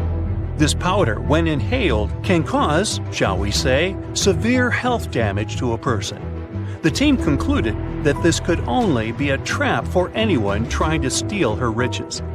Okay, so dangerous powders might have worked as the most intense traps we've seen until now. But perhaps the cheapest way to keep out unwanted visitors was to advertise spells written out all over the monument. We'd probably laugh at these today, but back in the day, they were more or less effective. Spells usually said that the person who took anything from that place would meet a tragic fate. Some spells said that robbers would lose their houses in big fires or terrible floods. Other spells said burglars would have incurable and undiagnosed health issues, but they weren't really enough to stop people from taking any gold. There are some stories surrounding how these spells might have been real. One of them is from the famous British Egyptologist Howard Carter, the one responsible for unearthing Pharaoh Tutankhamun's resting place in the 1920s. After months of unsuccessful digging, Carter discovered the tomb's existence by chance. He found the entrance to a stairway right beneath the soil where he had been searching all those months. With the help of a team, he cleared the piles of sand blocking the stairs and discovered a doorway. The door had several royal symbols carved into it, and Carter knew this could only mean a very important person had been buried there. And he was right. With a chisel, he made a hole in the top left-hand corner of the doorway and lit his vision with the help of a candle. He couldn't believe what he was seeing, the reflection of several golden and jeweled items crowding the chamber before him. Lost for 3,000 years, Carter had just discovered the final resting place of King Tut. But the story didn't finish here. This discovery was accompanied by a series of unfortunate events that led people to believe it had something to do with the pharaoh's spell. Carter himself mysteriously passed away just a few years later, and some of his assistants lost their houses in floods, just like one of the spells threatened. Some say it's just coincidental, as there's no real proof of these things being connected. Well, what do you think? Was this an effective trap after all? A gruesome discovery took place in Egypt some years ago. You want to hear about it? 16 human hands, carefully buried in 4 eerie pits. They didn't look too much like human hands at first, since they were abnormally large, but they were. Weirdly, there were only right hands. No left hands were in sight. It turned out that it points to the practice of an ancient dark ritual. Old Egyptian art and tales talked of a ceremony where warriors would present the right hand of their adversaries as proof of victory and ask for gold in return. Egyptians believed in the afterlife, so cutting off someone's hand meant you cut off their power eternally. Guaranteeing this type of defeat was interesting to the winning party. Here, the fight was between Egyptians versus Hyksos, who lived in what was once known as Canaan. Egypt has always been the center of some history-changing findings, and some time ago, this papyrus was found. If we stretched it open, it would be just a tad bigger than the height of a skyscraper. The world's tiniest skyscraper, which is located in Wichita Falls, Texas. When humans didn't write on their notes app, they wrote on this thing, made from the medulla of a papyrus plant. Around 2,000 years ago, ancient Egyptians wrote something reminiscent of a book where they describe most of their funerary traditions and their visions of the afterlife. It's considered one of the most important texts from ancient Egypt and is still sold in bookstores to this day. This ancient manuscript was unearthed from a chamber located just south of the Pyramid of Djoser, located in Saqqara. Oh yes, Djoser is the oldest pyramid in Egypt and not the Giza pyramids like most people think. So recently, the site of Saqqara buzzed with excited archaeologists who probably found one of Egypt's oldest complete mummies. They believe that this beautiful and well-preserved mummy was that of a wealthy man. He was discovered in a deep shaft, covered in layers of gold leaves. There are many symbols that show he was an important and wealthy man, like the band he wore on his head, the bracelet on his chest, and the fact that he was embalmed with a tunic, which was reserved for Egypt's finest. The most exciting part of the entire discovery was finding the resting place sealed with mortar, just as the ancient Egyptians had left it 4,300 years ago. Now this may sound weird, but back in 2008, archaeologists discovered a missing pyramid. Now it went missing because it deteriorated over the span of 4,000 years. Today, you can only see its base. It was a pretty important site back in ancient times. It is said that around the area of the pyramid, the ancients hosted a special type of ceremony where high priests would carry mummified remains of sacred bulls. Now here's a fun fact. Ancient Egyptians believed that Apis bulls were earthly incarnations of the city deity of Memphis and was connected to rites of fertility. It wasn't just any Apis bull though. They needed to be all black with a single white mark between its horns and a bunch of very specific characteristics. They were selected by the local priests and honored until they passed away. After that, they were mummified and buried in underground galleries. Meanwhile, this missing pyramid sort of disappeared around the 1800s. It was a German archaeologist who first found it in the village of Saqqara. He called it the Headless Pyramid when he first found it. But then, years after the official discovery, the desert sand came along and covered the whole thing. There were some excavations between the 19th and 20th centuries, but they weren't too systematic. That's why scientists were so thrilled when they dug an entire pyramid's base after removing the 25-foot mound of sand that was covering it. Oh, and it turns out American archaeologists are excavating a cemetery in Egypt that could contain over 1 million mummified bodies. So far, archaeologists have dug around 1,700 mummies. One of the main differences from other classic Egyptian mummies is that these people weren't kings and pharaohs. They were commoners that most likely lived about 1,500 years ago, when Egypt was controlled by the Roman and Byzantine empires. The name of the cemetery is cool, though, the Way of the Water Buffalo, just in case you want to check it out on your next trip. Other than bulls and buffaloes, ancient Egyptians also liked baboons. Are you seeing a pattern here? In the beginning of the 20th century, archaeologists discovered a site filled with mummified baboons in a place called, guess what? The Valley of Monkeys. An animal wouldn't have been mummified if it wasn't considered important. Certain animals were more important than others, since they were linked to specific deities. Jackals were connected to Anubis, the ancient god of the afterlife, and cats were likened to the female deity Bastet. Baboons were a pretty big deal, since they were believed to be connected to Thoth, the deity of wisdom and advisor to Ra, one of Egypt's supreme deities. The archaeologists who studied these animals weren't too happy. They think these baboons were kept inside and were deprived of sunlight for most of their lives. They had extreme vitamin D deficiencies and they were poorly fed.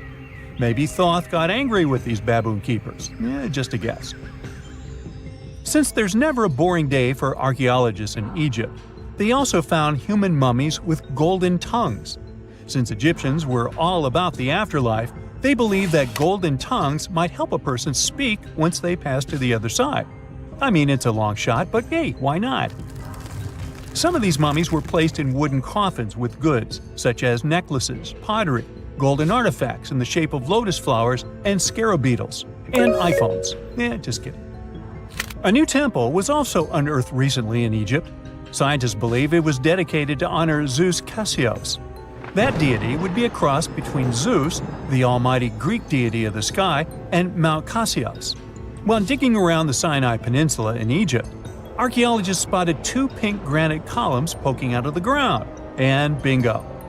They believe these columns represented the temple's front gate and collapsed during an earthquake many years ago. And speaking of deities, there weren't only super serious deities. Recently, scientists unearthed a golden ring in a city south of Cairo. No, Frodo, it's not magical. It was a normal gold ring, but it had the depiction of the deity of fun, officially named Bes. This deity is often described in sacred texts as a happy chubby dwarf. Today, many tattoos we get are sorta deprived of any sense and are made of aesthetic purposes only. In ancient Egypt, though, women would get tattoos as a token of protection for childbirth. That's what scientists think, at least. Around the Nile region, scientists found some mummies that had well-preserved tattoos, which is a rarity since the skin deteriorates so easily. 2 of these women tattooed their lower backs, and the drawings were simple. They were mostly pictures, including that same chubby dwarf we just talked about, Bes. He also had a side hustle as the protector of women during childbirth. Now, would you believe me if I told you ancient Egyptians invented robots? No? Well, that's because that's not entirely true. Sure, they were astronomers, mathematicians, and engineers, and somehow they also squeezed an eccentric invention into that package. An automated deity some scientists called Hathor. This wooden statue had been in the Metropolitan Museum of Art for years before someone noticed its secret. With the help of an X-ray machine, specialists discovered a mechanical operating system inside it. The pulley-like axis goes from the statue's shoulder to her left leg.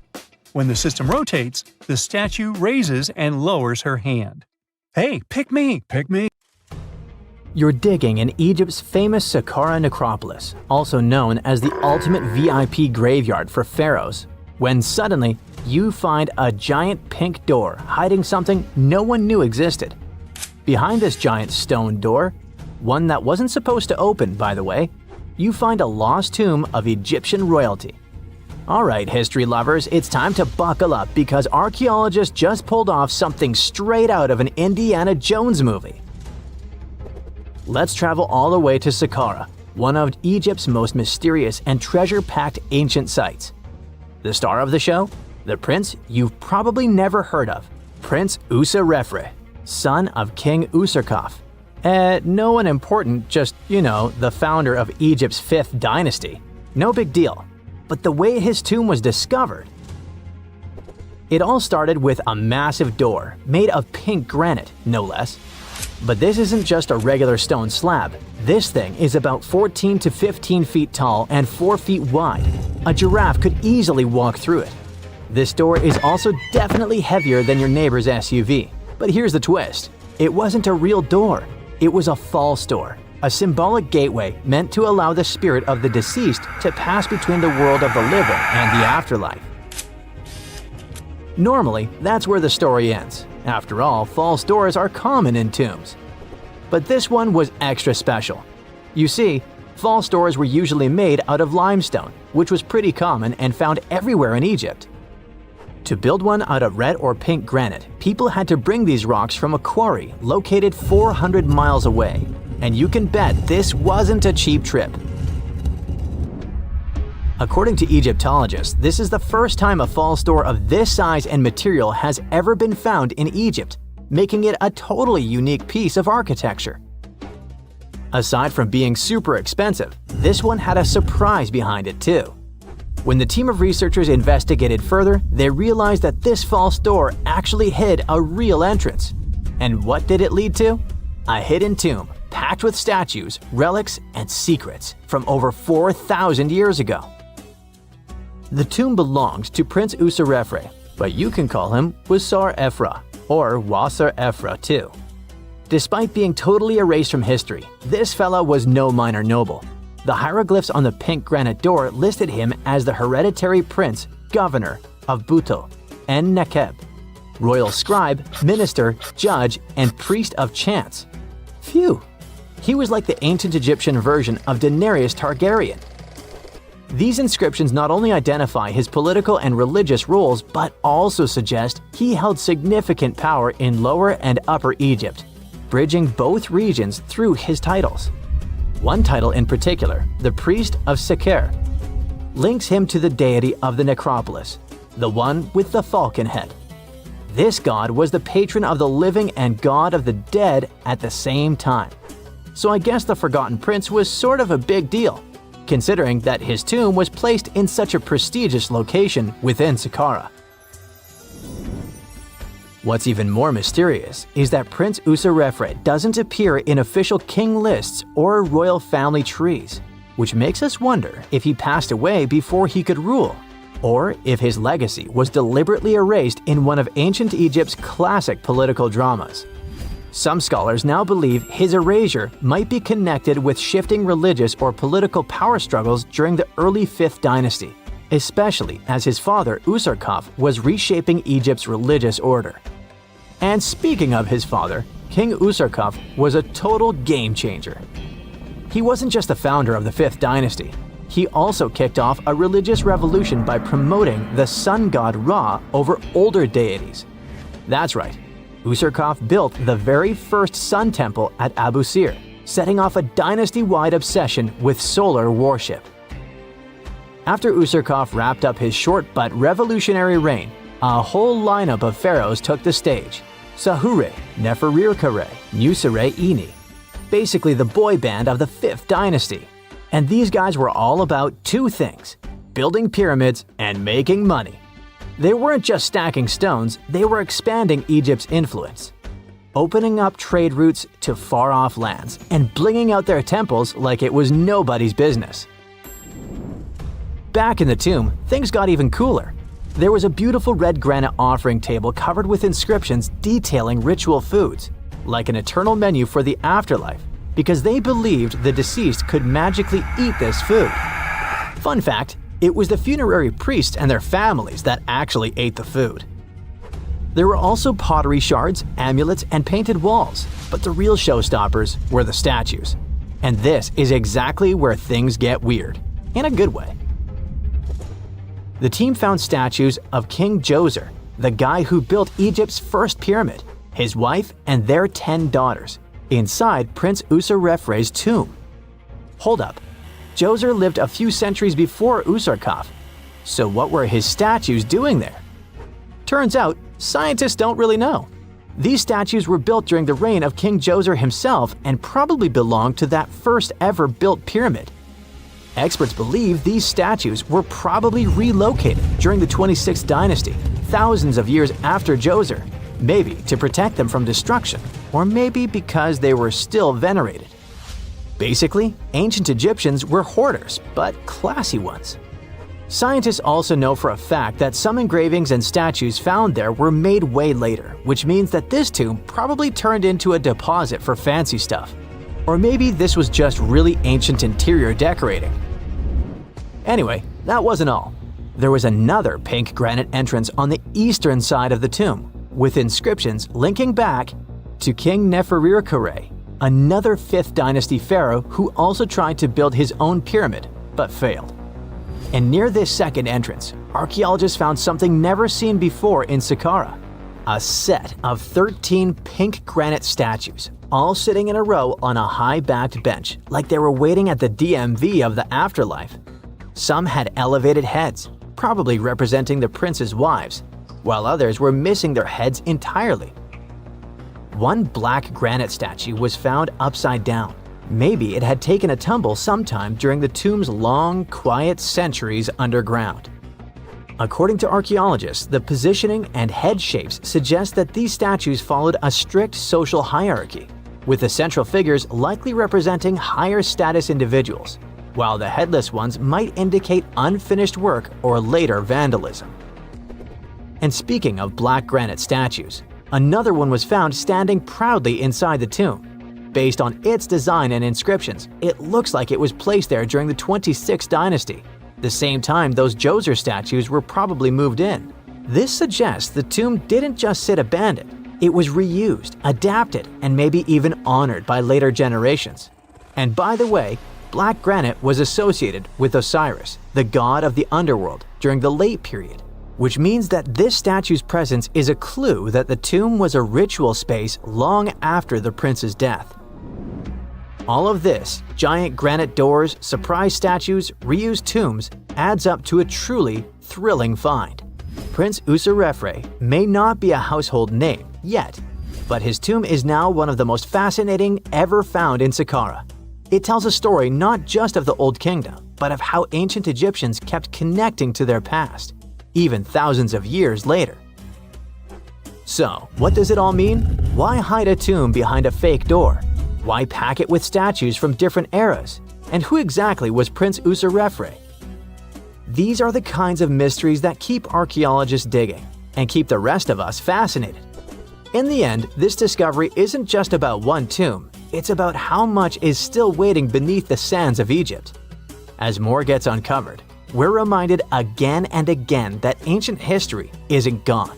It's just sleeping behind massive pink granite doors.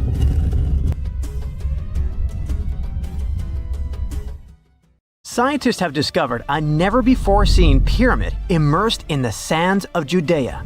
After a little digging, they discovered that it held treasures that had been untouched for over 2 millennia and historical secrets that we can only now access. At the Zohar Fortress site, 2,600 feet above the Dead Sea, archaeologists were searching for manuscripts that would provide new information about the history of the site. The excavation was originally part of a long-standing campaign launched by the authorities. Its goal was to protect the sites from looting and unauthorized excavations.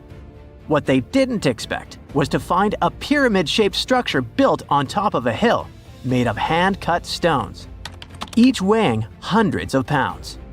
At first, the experts thought it was just a tomb, but they soon noticed the shape of the original walls and understood that the mound was a construction. They immediately realized that someone had dug into the top of the structure, probably looters who had spotted something valuable there. Luckily, most of the structure was still buried in sand, so the most valuable finds were hidden from sight. In the first week of excavation, volunteers found fragments of papyrus, bronze vases, and even ancient furniture, which were exceptionally well preserved. The desert climate had been a great ally in preserving those artifacts over the millennia. With little humidity in the air, mold cannot form, So, organic materials such as wood and fibers are protected from cracking and deformation. Hypotheses suggested that the pyramid had been built during the First Temple period. However, new discoveries have shown that it's more recent, from the Hellenistic period. Considering this and the fact that the structure dates back 2,200 years, it's believed that it probably appeared shortly after the death of Alexander the Great, the famous ancient Greek king of Macedonia. At that time, his generals divided the former Seleucid Empire. Ptolemy took control of Egypt and the surrounding regions, including the Dead Sea area, while Seleucus took control of the north, which is now part of the Middle East. It's still not known for sure whether the pyramid was built under the rule of the Ptolemaics or the Seleucids. Both Ptolemaic coins and coins from the Seleucid kingdom have been found at the site. Even so, many scholars believe it was built when the region was under Ptolemaic control. Evidence also suggests that the building, despite its longevity, collapsed at some point. But that's not why it was abandoned by the ancient Egyptians, which begs the question of what purpose it was built for. Some believe it was used as a tomb due to its picturesque location on top of a hill. Others believed it may have served as a historical monument. However, one of the strongest theories is that the pyramid was a guard tower, protecting an important trade route along which salt and bitumen resources from the Dead Sea were transported to coastal ports. They also believe it may have been used by Ptolemaic officials to collect taxes from travelers. It would be something equivalent to our modern-day toll booths, or even port inspection agencies. Although the contents of the papyrus documents remain a mystery, it seems very likely they were written using the Greek alphabet, and some experts believe that they may have been tax documents, which would make perfect sense, given the theory that the pyramid was a guard tower. The team calls it a fascinating historical mystery that the dig is helping to unravel, but the find is just a grain of sand in an entire desert. The dig is part of a larger project that's been going on for a long time. And in the last 8 years alone, it has scanned 111 miles of desert cliffs and identified approximately 900 caves within that radius. Using rappelling equipment, advanced technology, and specialized documentation methods, archaeologists discovered thousands of rare items, such as hidden scrolls, woodworking tools, carpets, leather goods, and even treasures. For them, the Judean desert is an ancient vault just waiting to be opened to reveal its secrets. A few years before they found the mysterious pyramid, they discovered a cave that had served as a refuge for Jewish rebels almost 1,900 years ago. The site was about 262 feet from the top of a cliff, and because of its difficult access, it hadn't been explored yet. Inside, they found previously unpublished fragments of the Dead Sea Scrolls that contained religious passages written in Greek. 11 lines of text were reconstructed thanks to the good condition of the papyri. So, scientists were able to identify their etymological content. Probably the best thing, there was no problem with preservation. Thanks to the dry and hot conditions of the desert, the artifacts were in impeccable condition. And there were other historical treasures there. The teams found rare coins, a partially mummified skeleton over 6,000 years old, with skin, tendons, and even strands of hair. There was also a giant basket made of plant fibers, considered the oldest in the world, more than 10,000 years old. With a capacity of up to 26 gallons, it was made about 1,000 years before the invention of ceramics.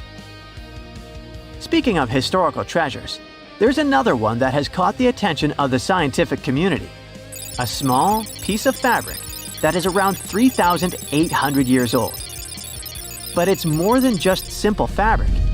Dyed with the rare scarlet paint mentioned many times in ancient religious texts, this find is the oldest known evidence of fabric painted with a dye made from insects known as scarlet worms.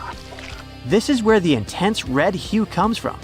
It was a highly valued color, like royal blue and purple, because those insects lived in oak trees and could only be harvested for a short period during the year. So, those dyes were reserved for sacred fabrics, such as priests' clothes, marking status and religious importance. And although this discovery had great significance for archaeology, its size was actually tiny. measuring less than 1 inch. The fragment was discovered in 2016 during excavations in the so-called Cave of Skulls, but it's not known exactly how this fabric got there. According to experts, it's evidence that people knew how to dye wool fibers already 3,800 years ago or so. It also provides us with proof that the ancient textile industry already used animals at about the same time people began to create written sources. Fabrics painted using this type of dye were recorded in more recent periods. But what makes this piece really special is the fact that it is much older than any other. Another important discovery was made in 1980, when scientists found a seed that was over 1,000 years old, which turned into a mysterious tree named Sheba. They spent 14 years cultivating this plant, which is now about 10 feet tall, only to discover later that it could belong to an extinct lineage of trees that had grown in the region. The seed dates back to a period between 993 and 1202 CE, and they believe that Sheba may be a biblical tree commonly associated with healing. Although it's not been possible to identify the exact species, since the tree hasn't flowered, we know that it belongs to the genus Commiphora, which is related to famous African plants, such as the myrrh tree. But time has revealed something even more special. Its leaves and resins are rich in compounds that have medicinal, antioxidant, and even skin-soothing properties. This means that the tree may represent a forgotten lineage whose resin had medicinal value and was mentioned in ancient texts. This brings to light how ancient people dealt with botanical medicine. No man shall ever find my tomb. That's what, according to rumors, Cleopatra once said. Rumor has it really wasn't about the gender. She wanted no living soul to disturb her, and I think she meant that no human would ever discover the location of her grave. But, surprisingly, it was indeed a woman who was closer than anyone before to finally discovering the Queen's resting place. Meet Kathleen Martinez-Berry, a criminal lawyer turned archaeologist.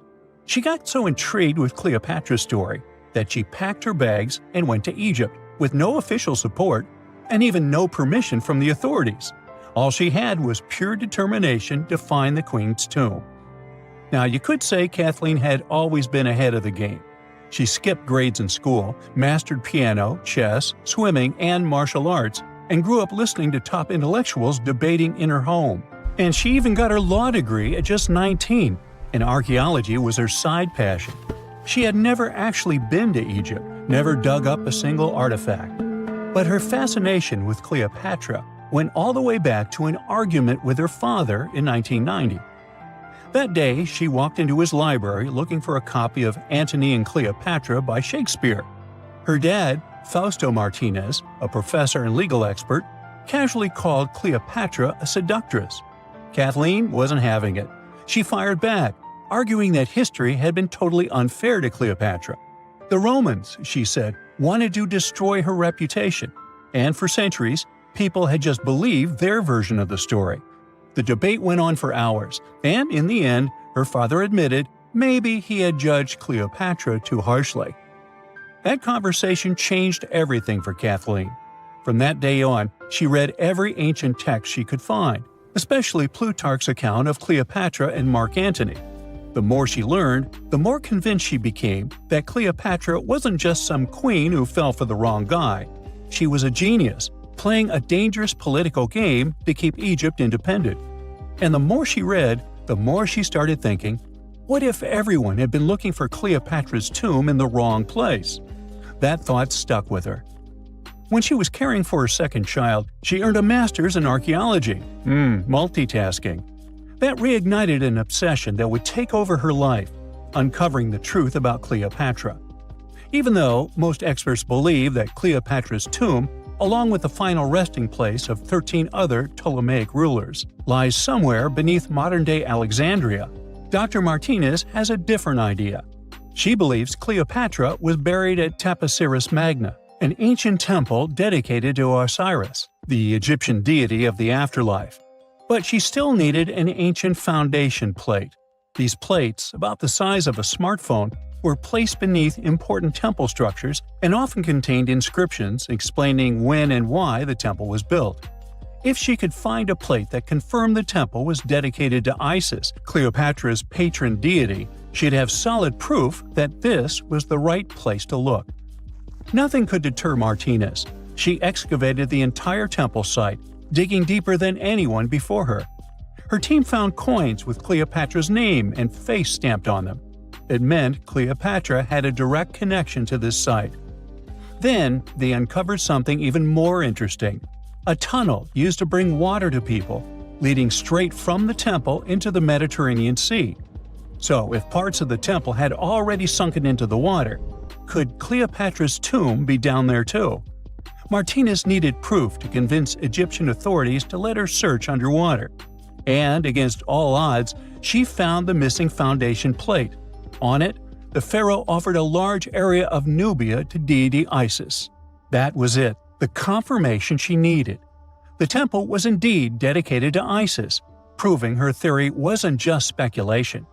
If one temple was on land, Martinez suspected the second temple, possibly Cleopatra's tomb, had collapsed into the sea. She needed help from experts in underwater archaeology, so she reached out to Robert Ballard, the guy who discovered the Titanic. With support from the Egyptian authorities, she and her team began exploring the waters off the coast of Alexandria. And what they found was mind-blowing. Underwater, they discovered massive stone structures, some standing 6 to 10 feet tall, right where the coastline would have been thousands of years ago. They also found basalt blocks, the same material used in the statues from the first temple. That meant one thing: those weren't just random rocks. They were the remains of a lost city, buried beneath the sea for centuries. Now, we can only wait and see whether Martinez and her team will be able to unravel one of the greatest mysteries of the past left by the outstanding woman that was Cleopatra. Here's some backstory. After her father, Ptolemy VII, passed away, Egypt's throne went to both Ptolemy VIII and Cleopatra, or so it seemed. Cleopatra, just 18 at the time, allegedly married her 10-year-old brother. Yeah, ancient royalty had some different customs, though there's no solid proof of that. But sibling love didn't last long. Young Ptolemy decided he wanted all the power for himself and tried to push Cleopatra out. Forced to flee the country, she didn't just sit around feeling sorry for herself. She raised an army, ready to march back and take what was hers.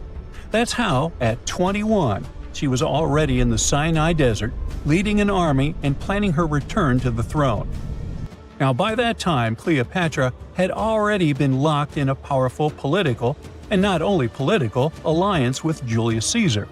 In June 47 BC, she gave birth to a son, Ptolemy Caesar, better known as Caesarion, who, many believe, was Caesar's child. But that didn't stop her from playing by Egyptian royal rules. And her husband number 2, her other brother, Ptolemy XIV. Yep, despite her ongoing affair with Caesar, Cleopatra married yet another sibling, because, in her world, keeping the throne in the family was the name of the game. Now, marriage aside, Cleopatra's bond with Caesar stayed strong. She even traveled to Rome with Ptolemy XIV for a state visit. But instead of playing the role of a dutiful queen, she stayed in Caesar's private villa by the Tiber River. But after Julius Caesar lost his life in 44 BCE on the Ides of March, Cleopatra's political standing became shaky. To make matters worse, her brother-husband Ptolemy XIV passed away soon after, and some suspect Cleopatra had a hand in it, leaving her as the sole ruler of Egypt. Meanwhile, back in Rome, Mark Antony was rising to power as Caesar's presumed successor. Wanting to size up the Queen of Egypt, he summoned Cleopatra, and she did not disappoint. Sailing into town on a lavish barge dressed as a deity, Cleopatra made quite an entrance. Antony was instantly mesmerized, so much so that he left his third wife back in Rome and followed Cleopatra to Alexandria, where their relationship turned into a full-blown royal affair. The two had 3 children together. Together, they waged war against Caesar's adopted son, Octavian, in a battle for control of the Roman Empire. The last time the queen was seen, she was in her mausoleum, dressed in full royal splendor, diadem on her head, lying on what Plutarch called a golden couch. When Antony and Cleopatra lost at Actium, Octavian's forces marched into Alexandria. Cleopatra apparently knew the end was near, so she locked herself inside her mausoleum, surrounded by gold, silver, pearls, and priceless art. Those were the treasures she threatened to burn rather than let the Romans take them. Antony, meanwhile, wasn't going to let the Romans capture him alive. He wounded himself with his own sword, but before he passed away, he was carried to Cleopatra's side. She held him as he took his last breath in her arms. A little over a week later, Cleopatra made her own choice. Rather than face humiliation as Octavia's prisoner, she ended her life. Legend says it was the bite of a deadly asp, though history isn't quite clear on that. At the time, Cleopatra was only 39. Sounds like a rather full life to me. One more step in the wrong direction, and the crossbows will release their arrows. If you open the wrong door, you'll end up in a river of mercury. It's almost impossible to get out of this place, but it is even more difficult to get here. No, this is not a location from an adventure movie, but a treasure hunter. This is a real giant tomb filled with traps and streams of toxic mercury. And it's not somewhere deep in the Amazon jungle or an unknown island. This tomb is located in central China, near the city of Xi'an. And you know what the coolest thing is? This tomb was built more than 2,000 years ago. And even now, in the 21st century, we still don't know how to get there. But let's start from the beginning. Many of you have probably heard of terracotta statues. Thousands of clay sculptures of people. Those statues were first found in 1974, when a group of peasants were digging decks near Xi'an. They found a detailed human-sized figure, and that was 1 out of 1,000. Each figure was made as realistic as possible. Each of them was unique and had its distinctive details. More than 50 years have passed, and scientists are still digging up these sculptures. The number has already exceeded 8,000. But what are they doing there? What is their purpose? Terracotta sculptures are kinda guarding the tomb of Emperor Qin Shi Huang. He was such an influential man in China that he wasn't just buried in a tomb. His servants created a giant coffin complex the size of a small town. So, if thousands of clay guards symbolically protect this place, it's difficult to imagine what's in the center of this ancient, gigantic tomb. But first, let's find out who Qin Shi Huang was, and then move on to the dangerous traps. He was the first son of the ruler of the kingdom of Qin. It was one of the 6 kingdoms that existed on the territory of modern China.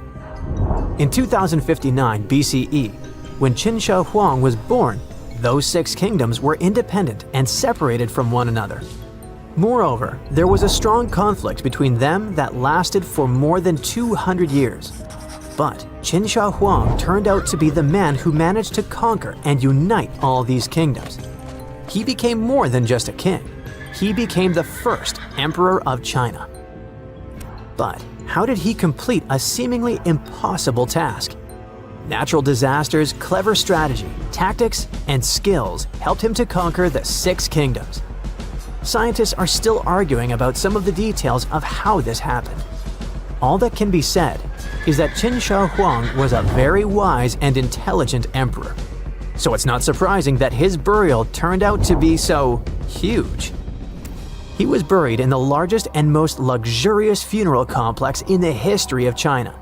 The area the size of a small city contains many underground caves filled with things an emperor could need in the afterlife.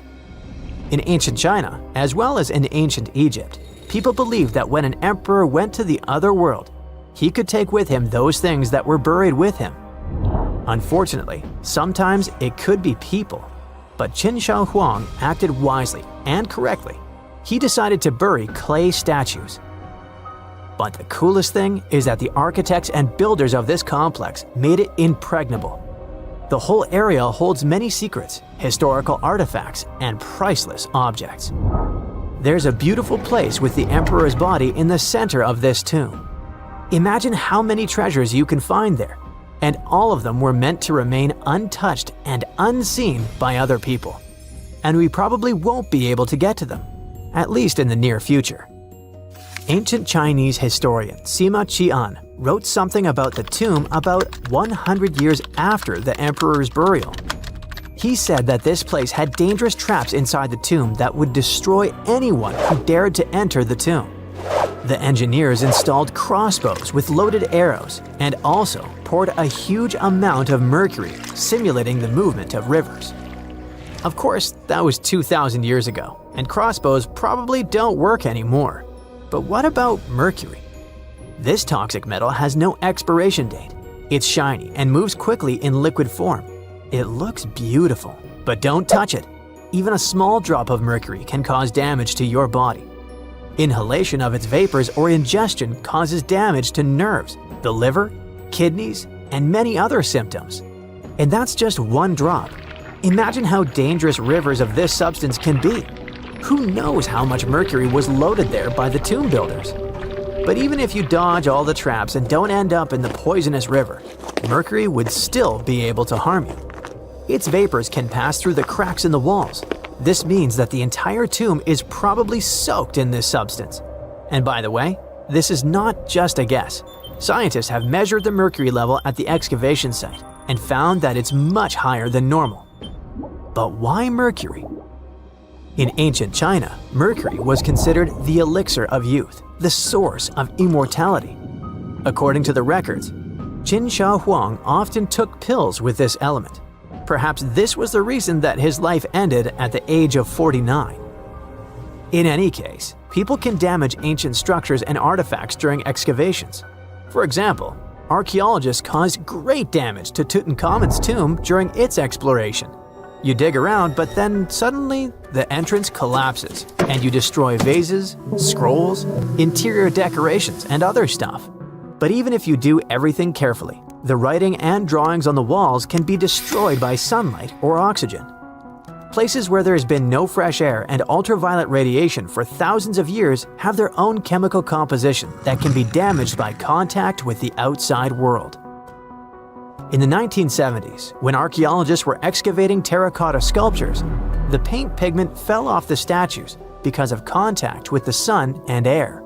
Fortunately, the archaeologists quickly adapted and created a technology that allowed them to get the statues out without damaging the paint. It was a long and careful process, but it was worth it, and here's why.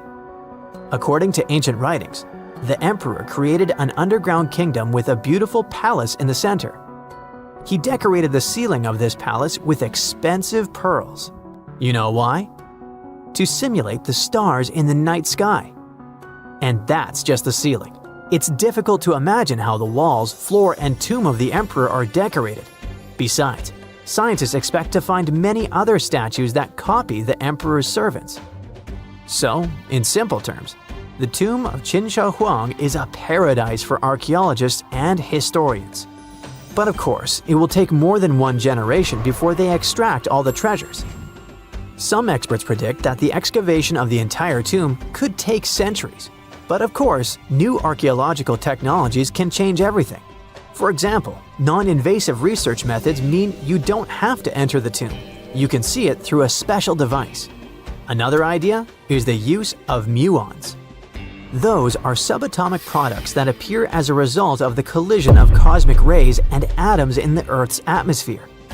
The point is that these muons can penetrate through solid objects, just like X-rays. Or how about nanotechnologies?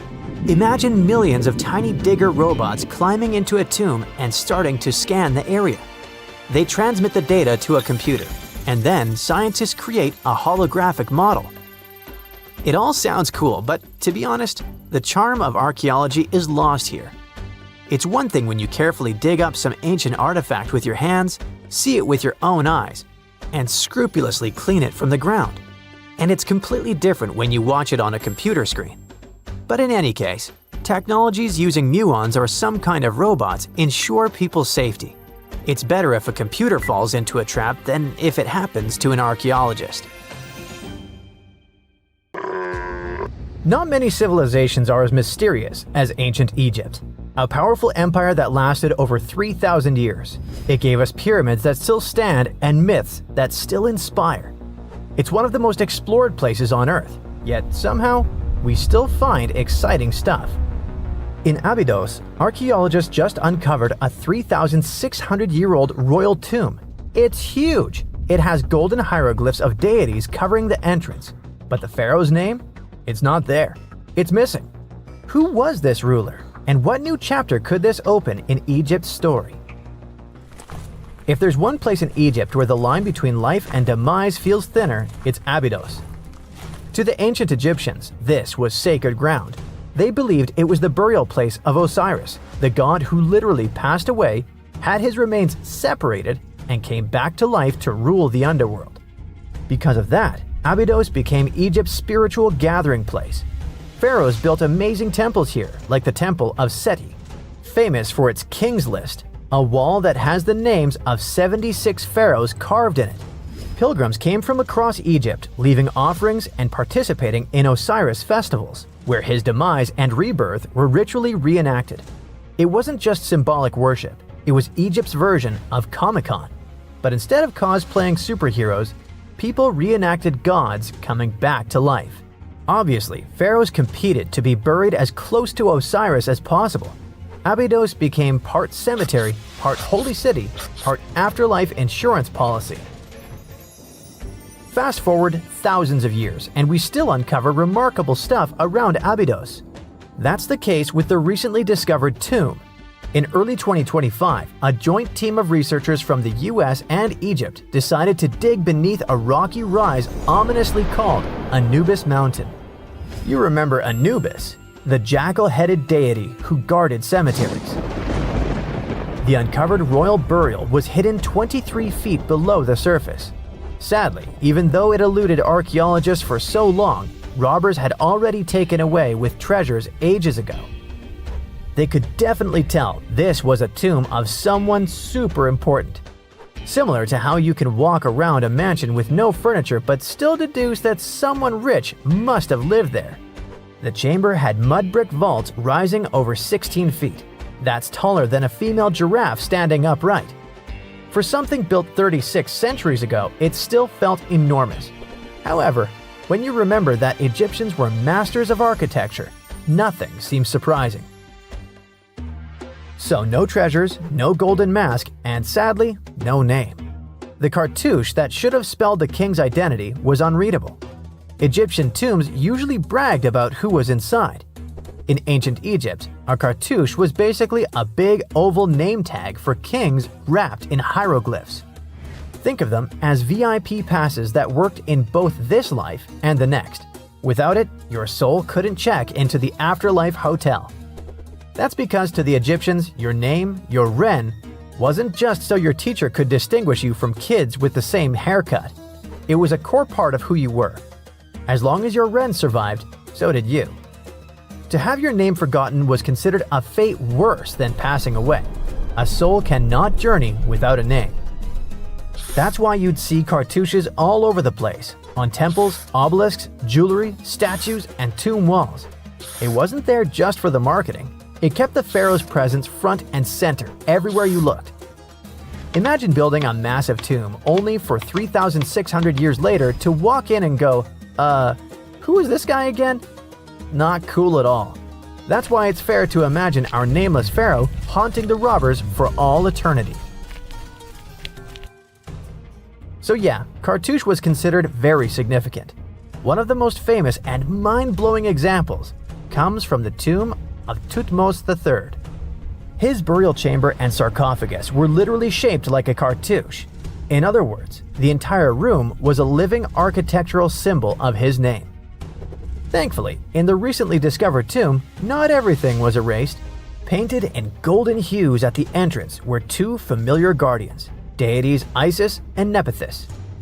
Isis was the magician who stitched Osiris back together and breathed life into him. Nephthys, her sister, was the eternal mourner and protector of the mummy. Together, they promised that whoever rested here would not face the afterlife alone, and it's one additional proof of the importance of the mysterious pharaoh. So, who could this be? To answer that, we need to go down history lane. This tomb dates back to Egypt's messy chapter called the Second Intermediate Period. Instead of one ruler in charge, the country had many rival kingdoms, each with its own little power base, like a real-life Egyptian version of Game of Thrones. And right in the middle of that chaos was Abydos. For a while, it was home to its own line of kings, the so-called Abydos dynasty. Those weren't the pyramid builders everyone knows, and that's why they're so mysterious. They left behind almost nothing. No great monuments, no sprawling cities, just fragments of names on broken blocks. For centuries, many scholars even doubted they existed at all. That sorta changed in 2014, when archaeologists uncovered the tomb of Senebkay, one of those shadowy kings. Now, everything we know about Senebkay points to him having quite a story to tell. His bones revealed 18 deep wounds, the kind you get in battle.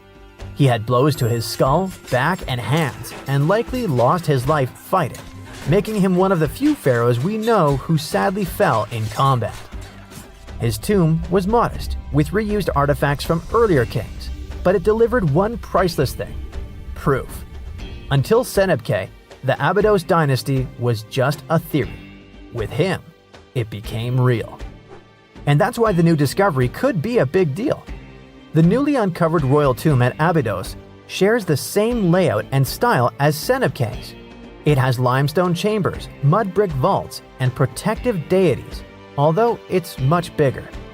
Which again raises the possibility that we're looking at an even earlier, more powerful ruler of Abydos. Whoever he was, he wanted to be remembered alongside the greats. Which is ironic, because it seems that history tried erasing him. Perhaps additional findings alongside his tomb could tell us more. Yes, there's more, and it's actually pretty cool. Not far from Abydos, in the village of Banawit, archaeologists uncovered a Roman-era pottery workshop. Yeah, you heard that right, a pottery factory close to a pharaoh's burial ground. The site had huge clay kilns, storage rooms, and even broken shards called ostraca.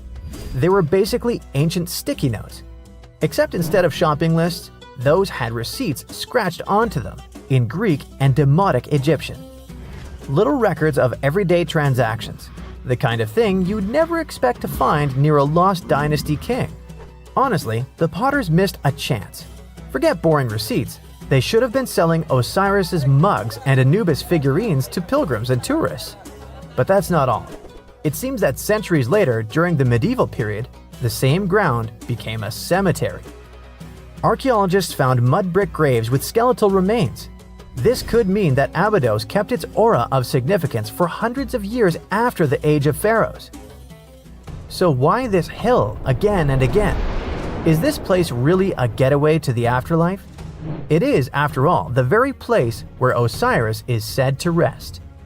That belief lingered like a shadow for thousands of years, strong enough to pull in pharaohs and later medieval families. Different rituals, same sacred ground. Although, to be fair, the Romans weren't here for Osiris. They came to make pots. The story of Abydos is not over. The excavations will continue, and who knows what else could be discovered in the future. Today, archaeologists are armed with tools that are basically X-ray glasses for the desert. Every scan could reveal a hidden chamber, or if we're lucky, finally give our nameless pharaoh his wren back to him. In fact, I became strangely invested in finding out who he was. So let's hope for some news soon. It's only a matter of time. Do you have your own theories? Let me know. We all know some iconic symbols. The Statue of Liberty screams USA. The Eiffel Tower represents Paris. And this mask? Undoubtedly, it's Tutankhamun's, right? Sometimes it feels like historians have squeezed every last drop out of the King Tut story. But guess what? The most obvious details often slip right under our noses.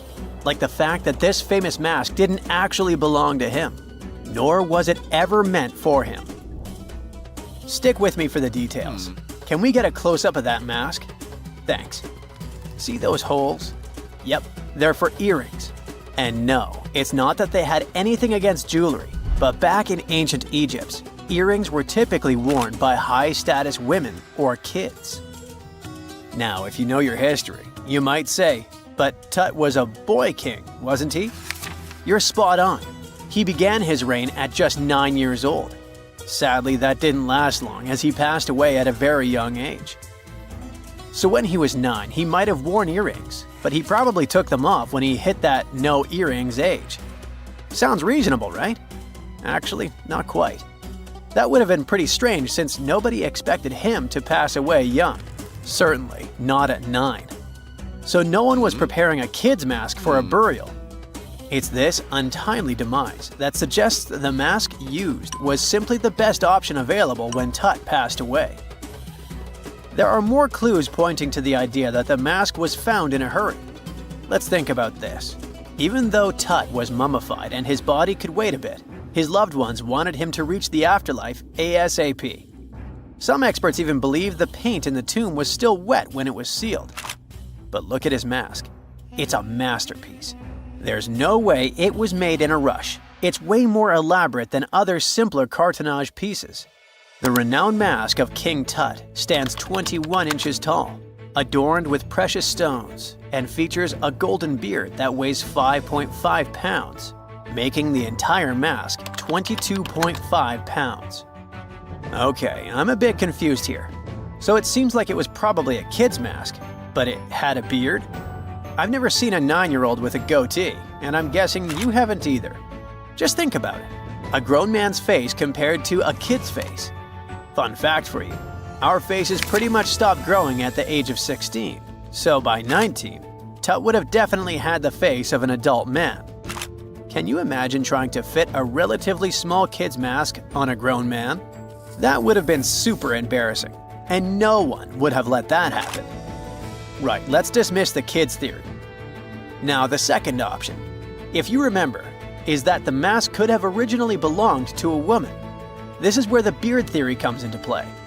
Some researchers believe the beard might have been added later on. Here's another twist.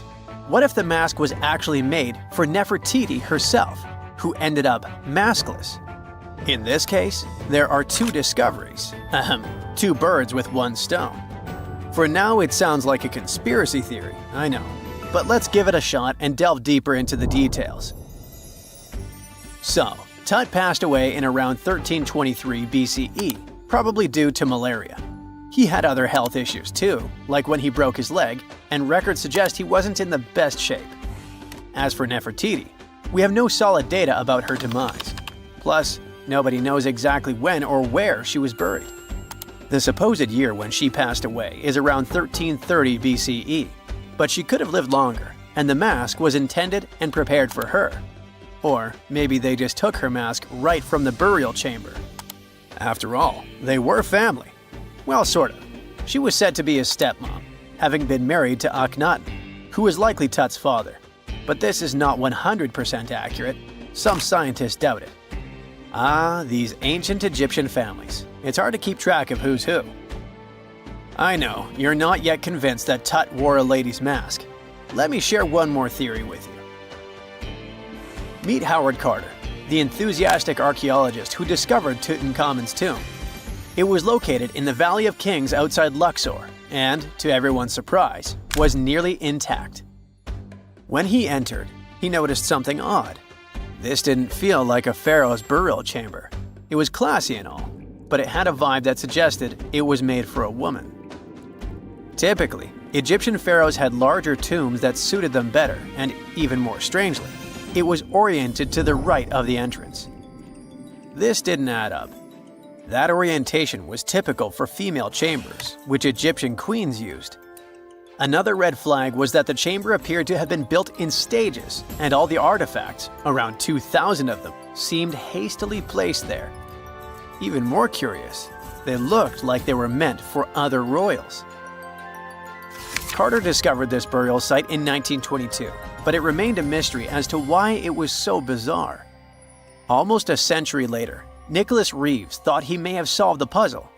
He claimed that King Tut might not have been the original resident of the tomb.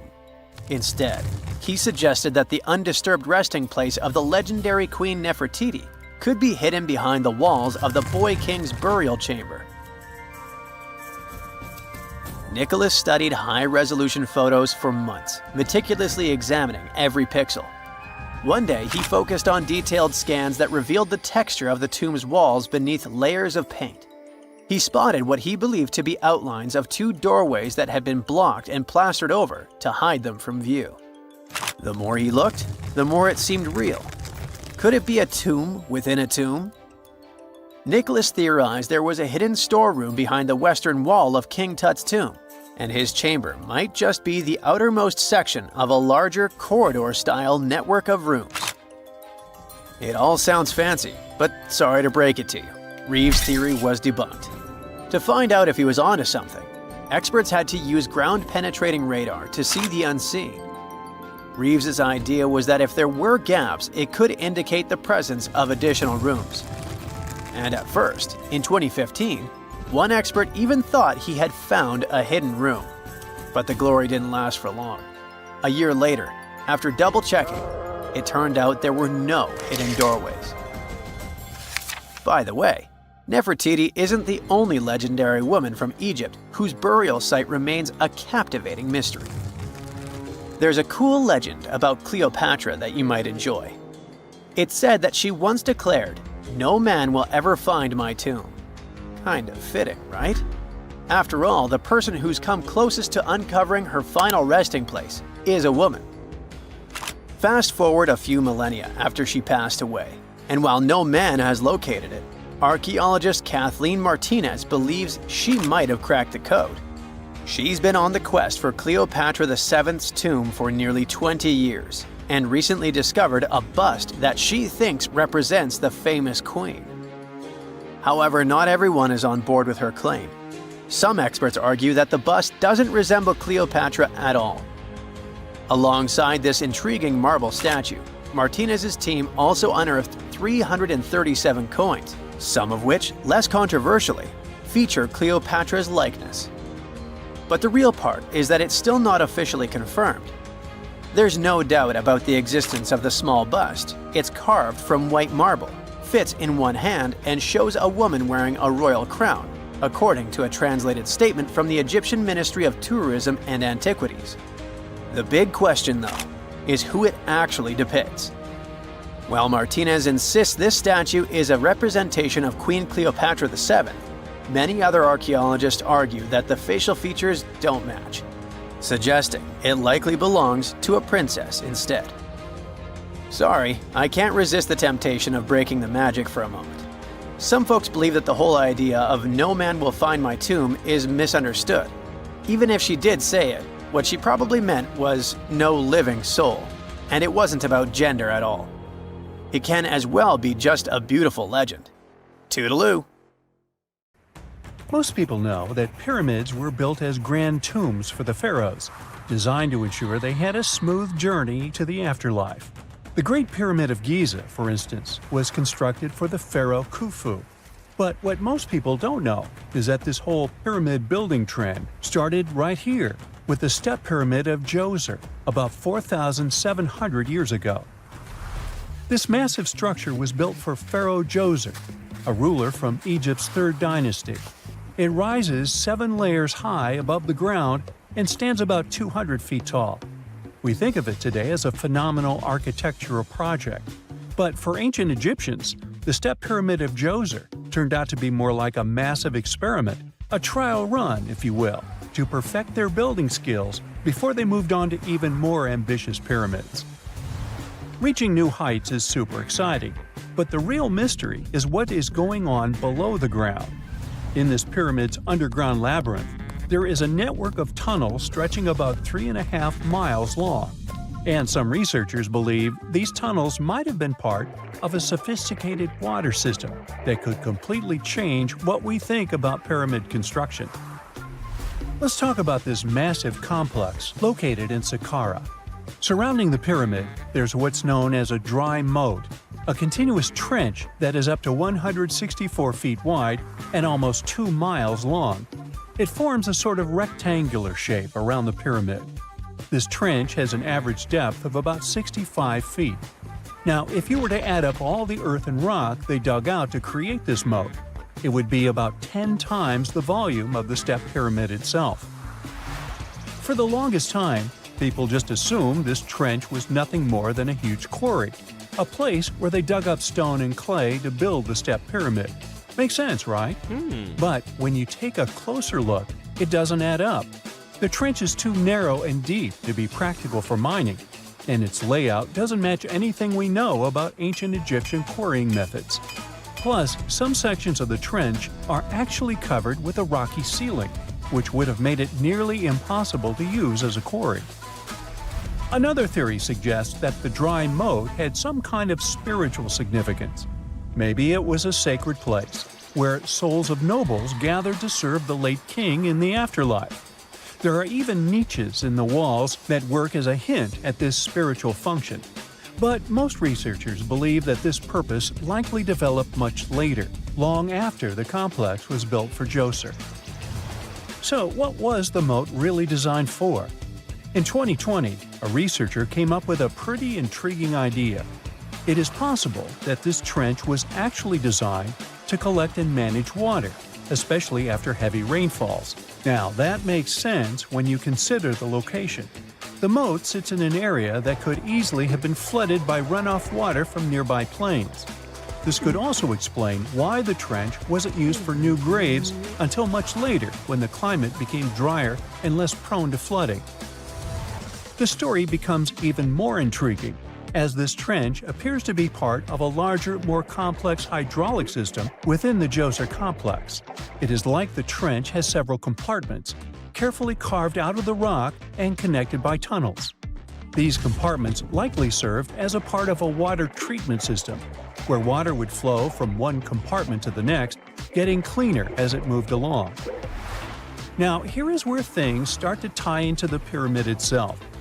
The Djoser complex has a series of underground shafts, and some researchers think that water from the moat's deep trench might have been used to power a hydraulic lift system, and this giant water-powered elevator could have been used to raise the heavy stones needed to build the pyramid. It worked like a volcano, but instead of lava, water did the heavy lifting. Imagine a big deep hole in the ground at the center of the pyramid site. Inside this hole, there was a huge wooden platform, kind of like a giant raft that could move up and down. When the workers wanted to lift a heavy stone, they would fill the hole with water. As the water rose, the wooden platform started to float up, carrying the stone with it, almost like a giant water-powered elevator. When the stone reached the right height, the workers slid it off the platform and onto the pyramid. The idea is that water from the deep trench, after being cleaned and filtered, would flow into these shafts.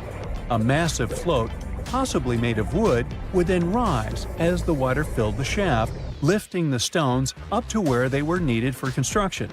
Once the stone was in place, they'd let the water out, lowering the platform back down to the bottom, ready to lift the next stone.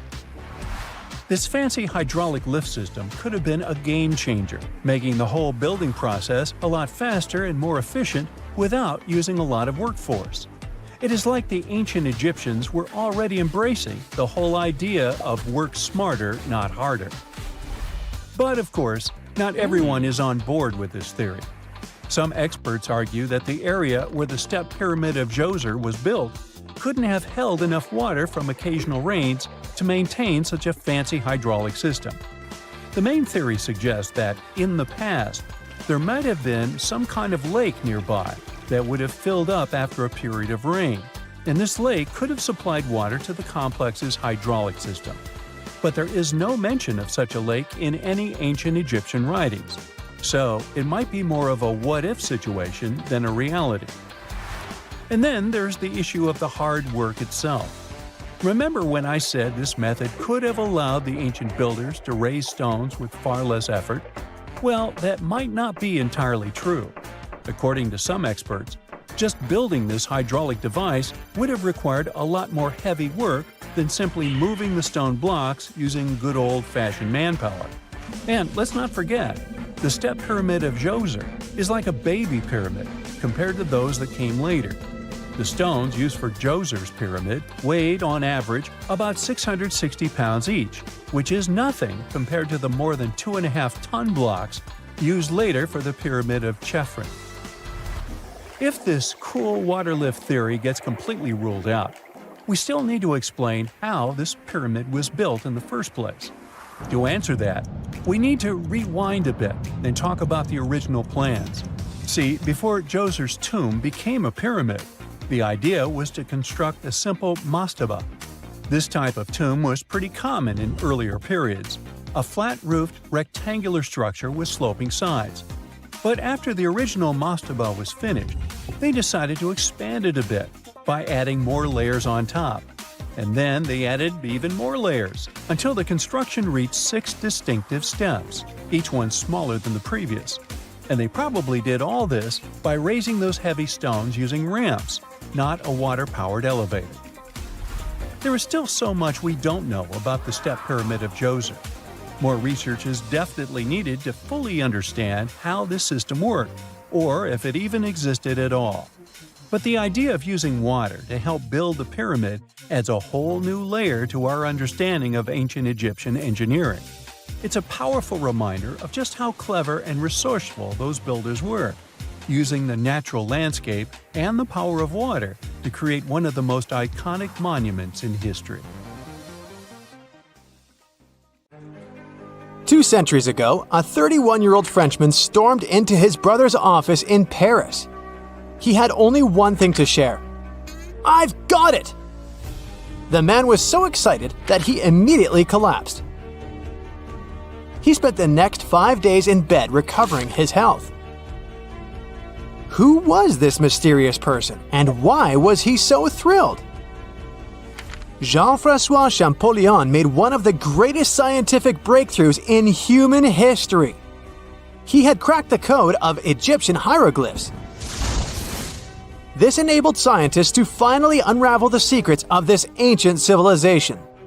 They weren't able to read hieroglyphs for nearly 2,000 years. After the Romans took over Egypt, the intricate writing system slowly faded away from people's minds. The last of the hieroglyphic texts date back to the 4th century. For thousands of years, Egyptians used images to show their lives. But the knowledge of how to read these pictures was lost to modern science. The story of hieroglyphs began in 3250 before current era. That's when ancient Egyptians developed writing. Their motivation was to better organize the distribution and storage of goods. One of the earliest examples is a ceramic jar that had an inscription in black ink. There were 2 major writing systems. The first were the hieroglyphs, which literally means sacred carving. Egyptians carved hieroglyphs in stone on temples, tombs, and similar monuments for 3,000 years. They present a system of pictorial texts. A pictograph is a picture or a drawing that stands for an idea of a word. It's a precursor to the true writing as we have it today. For example, when Egyptians wanted to write ibis, they would draw a small image of the bird. Hieroglyphs can be found on walls. They were a formal way of writing. The other writing system was hieratic. Egyptians mostly used it when writing on papyrus. That's an early, thicker form of the paper we have today. It soon evolved into demotic. This improved version became the most common writing systems in ancient Egypt.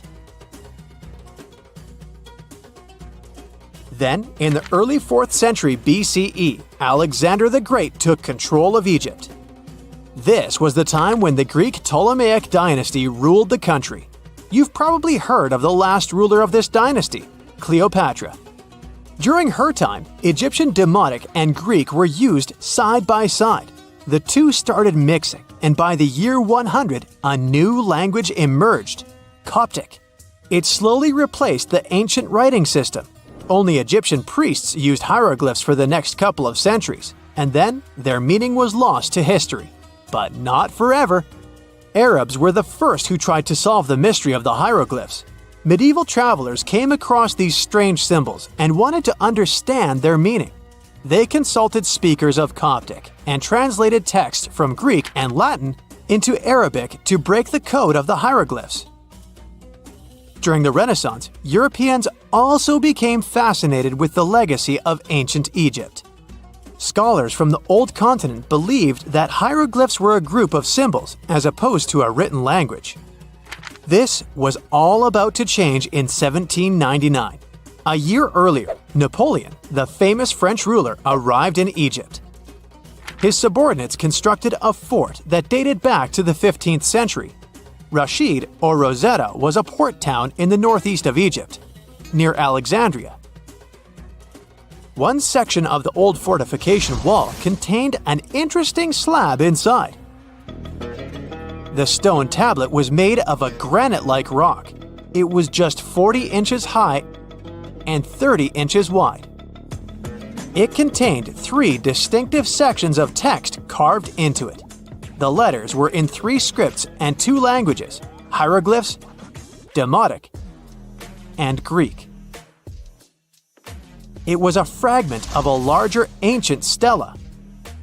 These are upright stone slabs that are used to dedicate to a person or an event, but the one from Rosetta was damaged.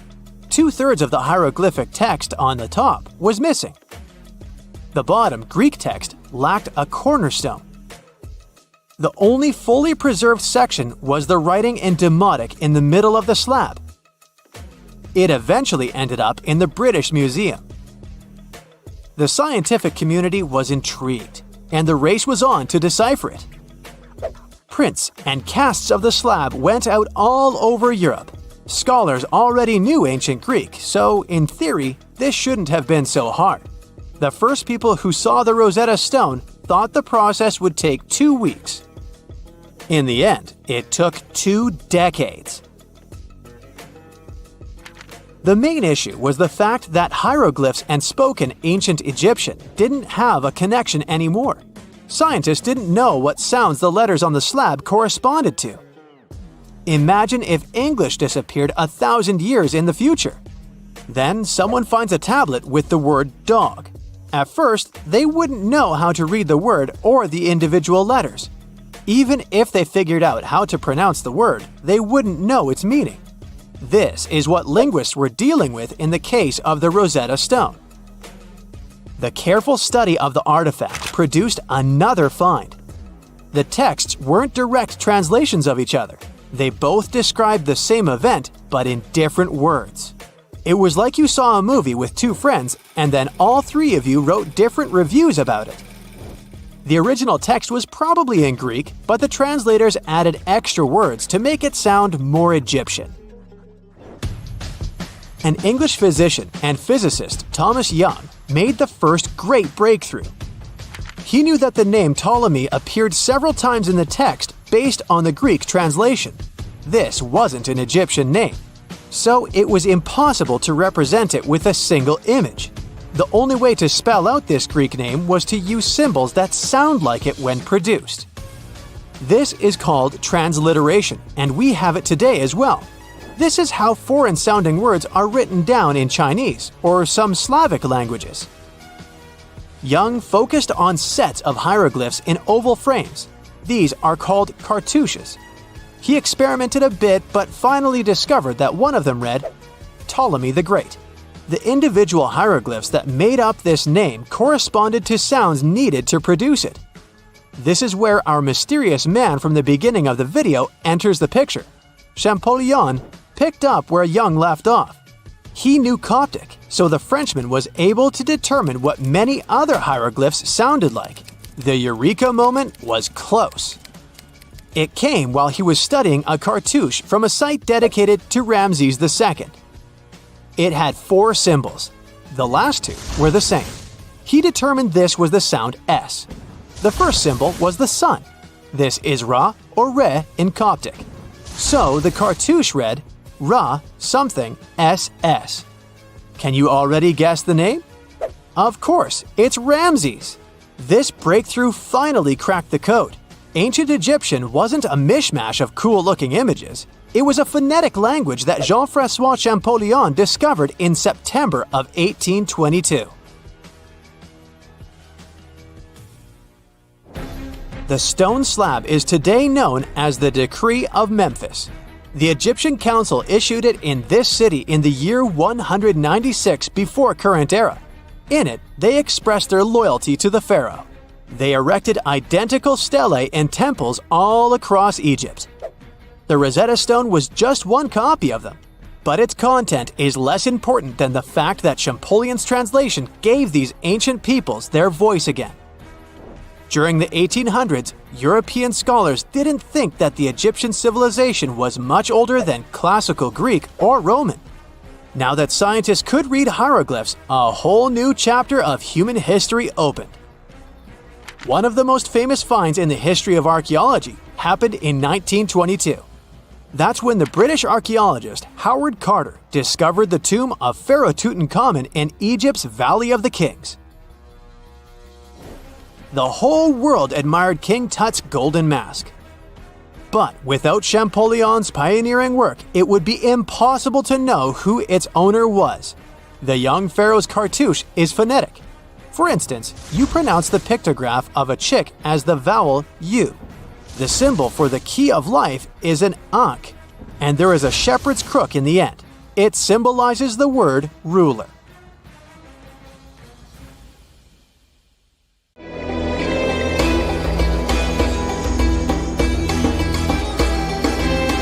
The Great Pyramid was created as the final resting place of ancient Egyptian monarch Khufu.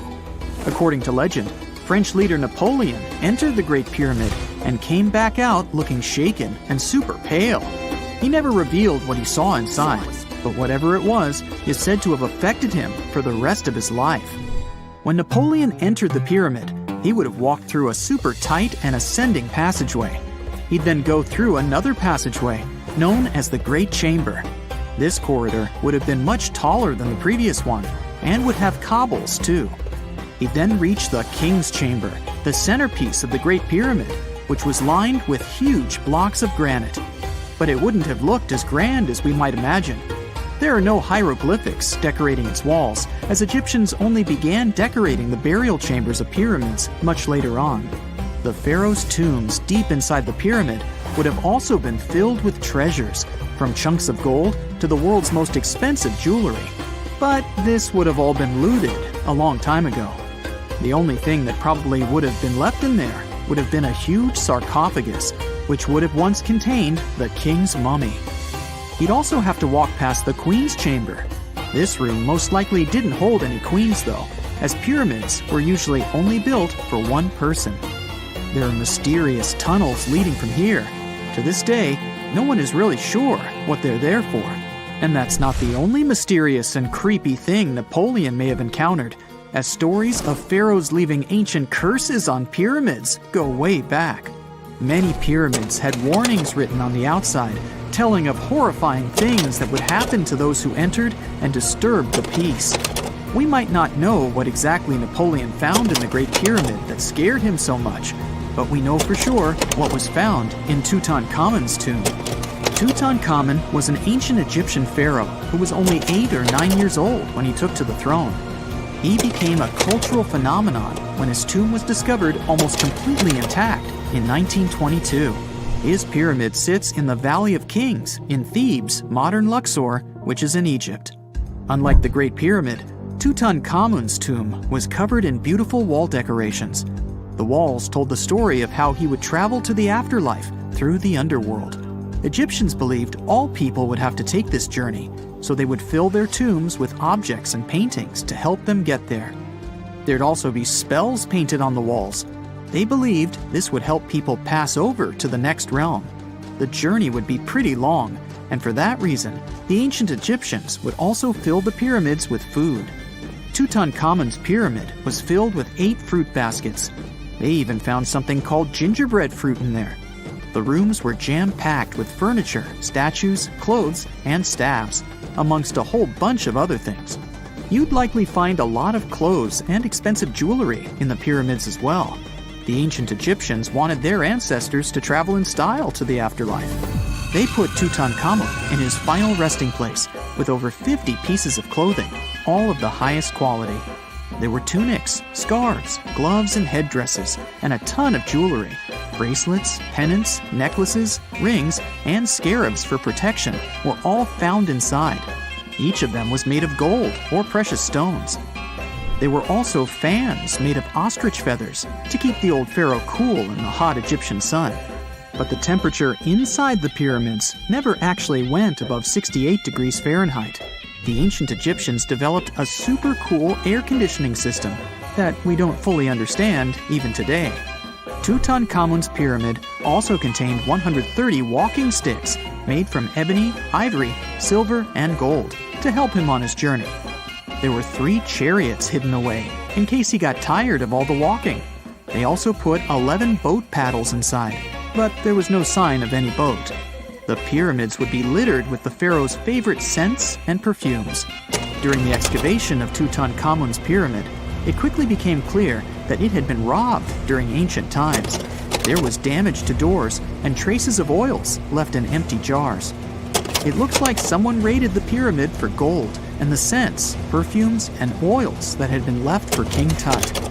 There was still a bit of perfume, which was made from coconut oil and frankincense, left in one bottle.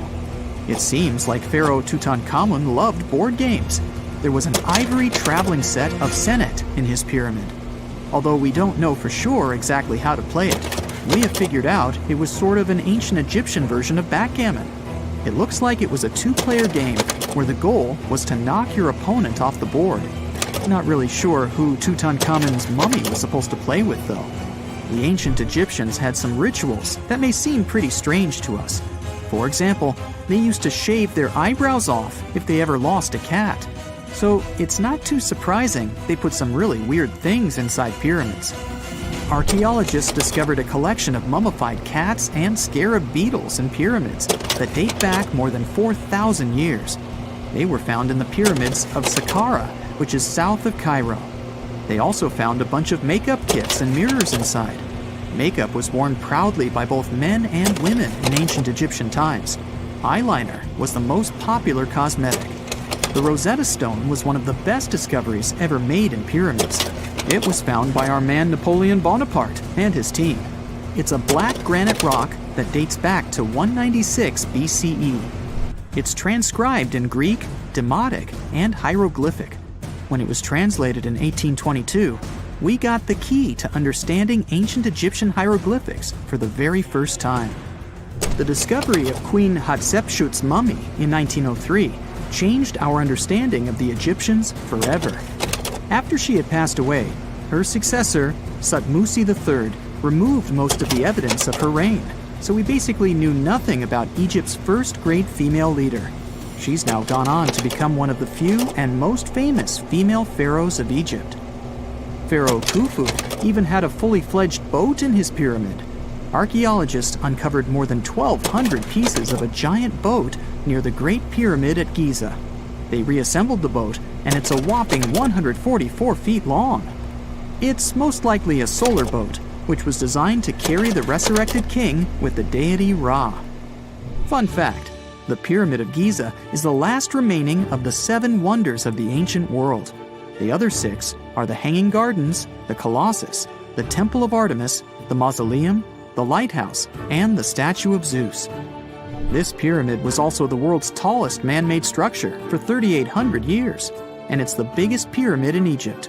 It took a staggering 2.3 million blocks of limestone, and some weighed as much as 80 tons.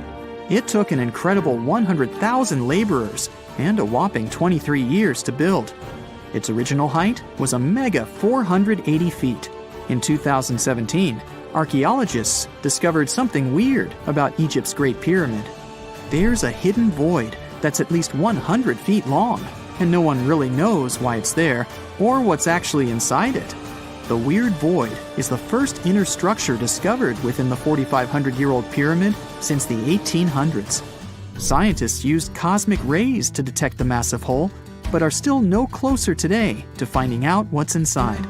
The ancient Egyptians took a lot of care building the pyramids, and everything was strategically placed and structurally sound, so it's super unlikely that this hole is due to blocks falling over time.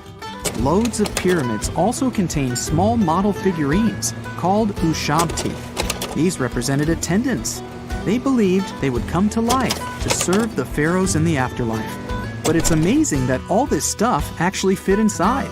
There isn't actually a huge amount of space inside the structures. It's mostly just rock. Before we get into the reason why and how there are pyramids all around the world, let's talk about some of the examples. I'll start with the Pyramid of the Sun in Mexico. These folks really knew how to build a city. Their well-planned urban center spanned over 7 square miles and boasted several pyramids. But the Pyramid of the Sun is the most impressive. This giant pyramid was built way back in 100 CE and is one of the biggest structures of its kind in the whole Western Hemisphere. It's so big that it's 216 feet high above the ground. If you ever find yourself in this ancient city, you won't be able to miss the Pyramid of the Sun. It's right there on the east side of the Avenue of the Dead, the city's main north-south street. To build this incredible pyramid, around 1 million cubic yards of material were used, including a special kind of red volcanic rock called hued tizontle. Impressive, huh? We don't know too much about the people who built the Pyramid of the Sun or its purpose. But archaeologists believe there was once a temple on top of it.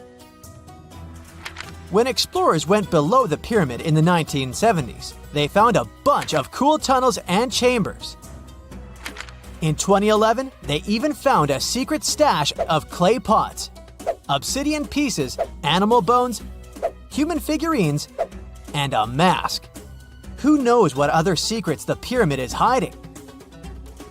If you decide to see this one, you must climb the pyramid using the 248 uneven steps on the west side.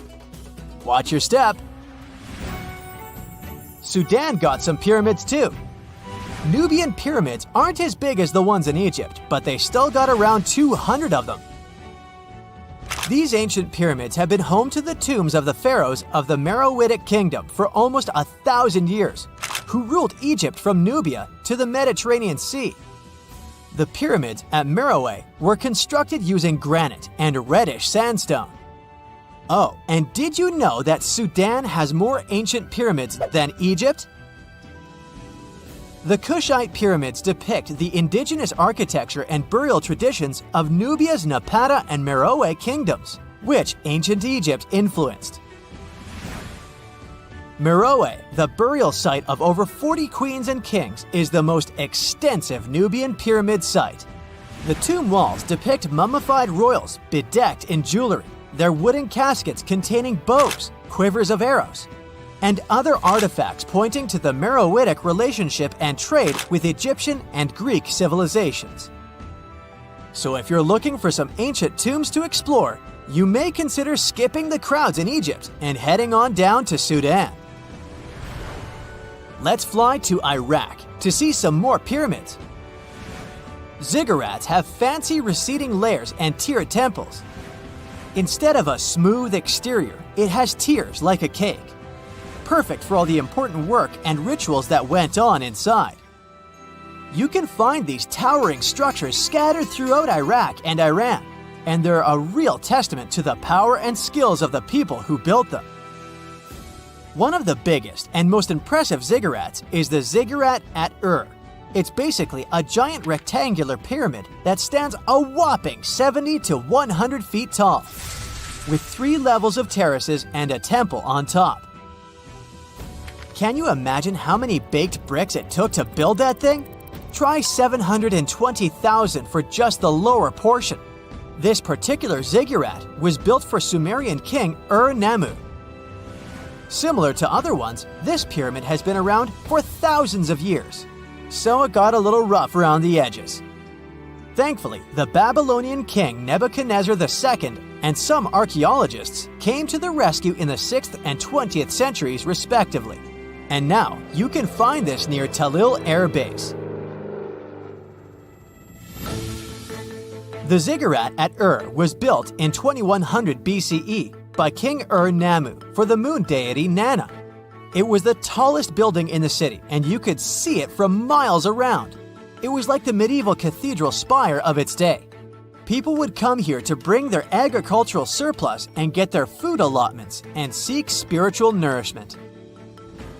Sadly, the Nana temple at the top of the ziggurat didn't survive, but we do have some blue glazed bricks that may have been part of its decoration. The lower parts of the ziggurat are pretty amazing though. The architects even included holes in the temple's baked exterior to let the water evaporate from its core. Since we explored some of the pyramids on our planet, let's take a broader perspective. They can be found in many parts of the world. Egypt has over 100 pyramids, double that number in Sudan, and dozens of others are scattered in the Middle East and China. The Americas have the most pyramids in total, with more pyramids than the rest of the world combined. These pyramids are located in Mexico, Guatemala, Honduras, and El Salvador. Time to know more about the evolution of pyramids through history. The oldest pyramid is in Egypt. This pyramid was a step pyramid, which was created by placing one layer of stone on top of another. The pharaoh Sneferu is credited with creating the pyramid shape we recognize today. During his 45-year reign, he built 3 pyramids. His first 2 attempts failed, but he finally got it right with the Red Pyramid, which is considered the first true pyramid. It was Sneferu's son, Khufu, who built the Great Pyramid of Giza, which was the tallest human-made structure on Earth for almost 4,000 years. Latin American pyramids are similar to early Egyptian step pyramids, but they were built independently, with no knowledge of each other. The pyramids in Sudan were built around 700 BCE and are tall but much narrower than those in Egypt. How in the world did all these civilizations build these things without even texting each other? After all, the Aztecs, Mayans, and ancient Egyptians were about as different as possible. But despite their cultural differences, they all seem to agree on one thing. Pyramids were pretty cool. Step pyramids are all around the world because they were the most feasible and stable way to build large and tall structures without access to lighter building materials like wood and metal. The triangular form with a square base is the best way to build a sturdy structure, and having a cube structure would require more material for less height. Now, when it comes to pyramid design, the Egyptian pyramids were like giant triangles with a square base, smooth sides, and a pointy top. On the other hand, the Aztecs and Mayans went for a tiered cake look, with steps leading up to a flat platform on top. So, while all these pyramids share the same basic shape, they have their own unique flair. Each group built its pyramids using different materials, techniques, and slope angles. So while they may have been inspired by each other's work occasionally, they were just doing their own thing. Egyptian pyramids had smooth, angled sides that were designed to help the pharaoh's soul ascend to heaven. The Pyramid of the Sun was built over a series of caves that served as a passageway for the deities. The Maya built the temple of Kukulkan in Chichen Itza to honor the deity Kukulkan, usually represented by a serpent. Nicknamed El Castillo, it has 91 steps on each side, plus a platform. That's 365 steps, one for each day of the Mayan calendar. Tell me, Brightsiders, how were pyramids built? To begin with, humans made them, not a foreign race from space that landed on Earth. You see, one thing that all pyramids have in common is that they were built without advanced tools or even the wheel. It took a lot of people to build them, including skilled laborers and architects. For example, it's estimated that 20,000 people built the Great Pyramid of Giza, and it's believed that most of them were skilled laborers. Building pyramids was a massive undertaking that required years of planning and effort. The Great Pyramid at Cholula, Mexico, took 600 years to complete. It's 1898, and you're taking part in excavations in Saqqara. This place, not far away from Cairo, is full of ancient tombs and pyramids. You're in your Indiana Jones mood and hope to find something really phenomenal to become famous. Gold, manuscripts, treasure maps, mummies of famous pharaohs. Wait, a wooden bird? You're really disappointed as it looks like a regular toy. An old one, but still. Little do you know that years later, someone would propose that your bird was actually an ancient monoplane. So the artifact, nicknamed the Saqqara bird, is made of a sycamore tree. The birdie has a wingspan of just 7 inches and weighs around 40 grams. A perfect original souvenir from Egypt, I would say. It's over 2,000 years old and looks pretty plain, without any carvings of feathers or other intricate ornaments. It has a beak and eyes though, which makes our find look like a hawk, the emblem of the deity Horus. Its tail is rather unusual as it's squared, looks weirdly upright, and it seems like the sunken part of it was the place for a now missing piece. Humans love solving a good mystery, so there have been several attempts to explain the use of the birdie. First, quite simply, is that it was a ceremonial object. The second idea is that it was a toy for a child from some well-off family. It could have been some sort of boomerang, which was a popular concept in ancient Egypt. Then there was a theory that the bird had been used as a weather vane. But this one has been debunked as the figure doesn't have any holes or markings, except for the one made at the museum in Cairo to fix the exhibit on a stick. So there was no way to hang it in the past. Almost a century after the bird was found, Egyptologist Dr. Khalil Masiha proposed a new theory that it could have been a model of a monoplane. He believed the bird was missing a horizontal tailplane. Otherwise, it had its wings set at a right angle, similar to that of modern planes. It could have worked to generate the aerodynamic lift necessary for flights. Dr. Masiha also claimed that it was common at that time to place miniature models of technological inventions in tombs. So, did the ancient Egyptians really invent the plane in 200 BCE? That would make the Wright brothers, who are considered the inventors of aviation, really upset. They made one of their first flights only in 1903. There's just one way to know for sure, and that is to test the model. But you know, the ancient museum in Cairo would unlikely let one of their cherished exhibits fly around like a toy. That's why glider designer Martin Gregory built a similar model, this time of balsa wood, and concluded that even with the missing tailplane, the plane wasn't much of a flyer. Case solved? Not really. This didn't sound convincing enough to the History Channel, so they invited an aerodynamics expert to build another replica of the bird.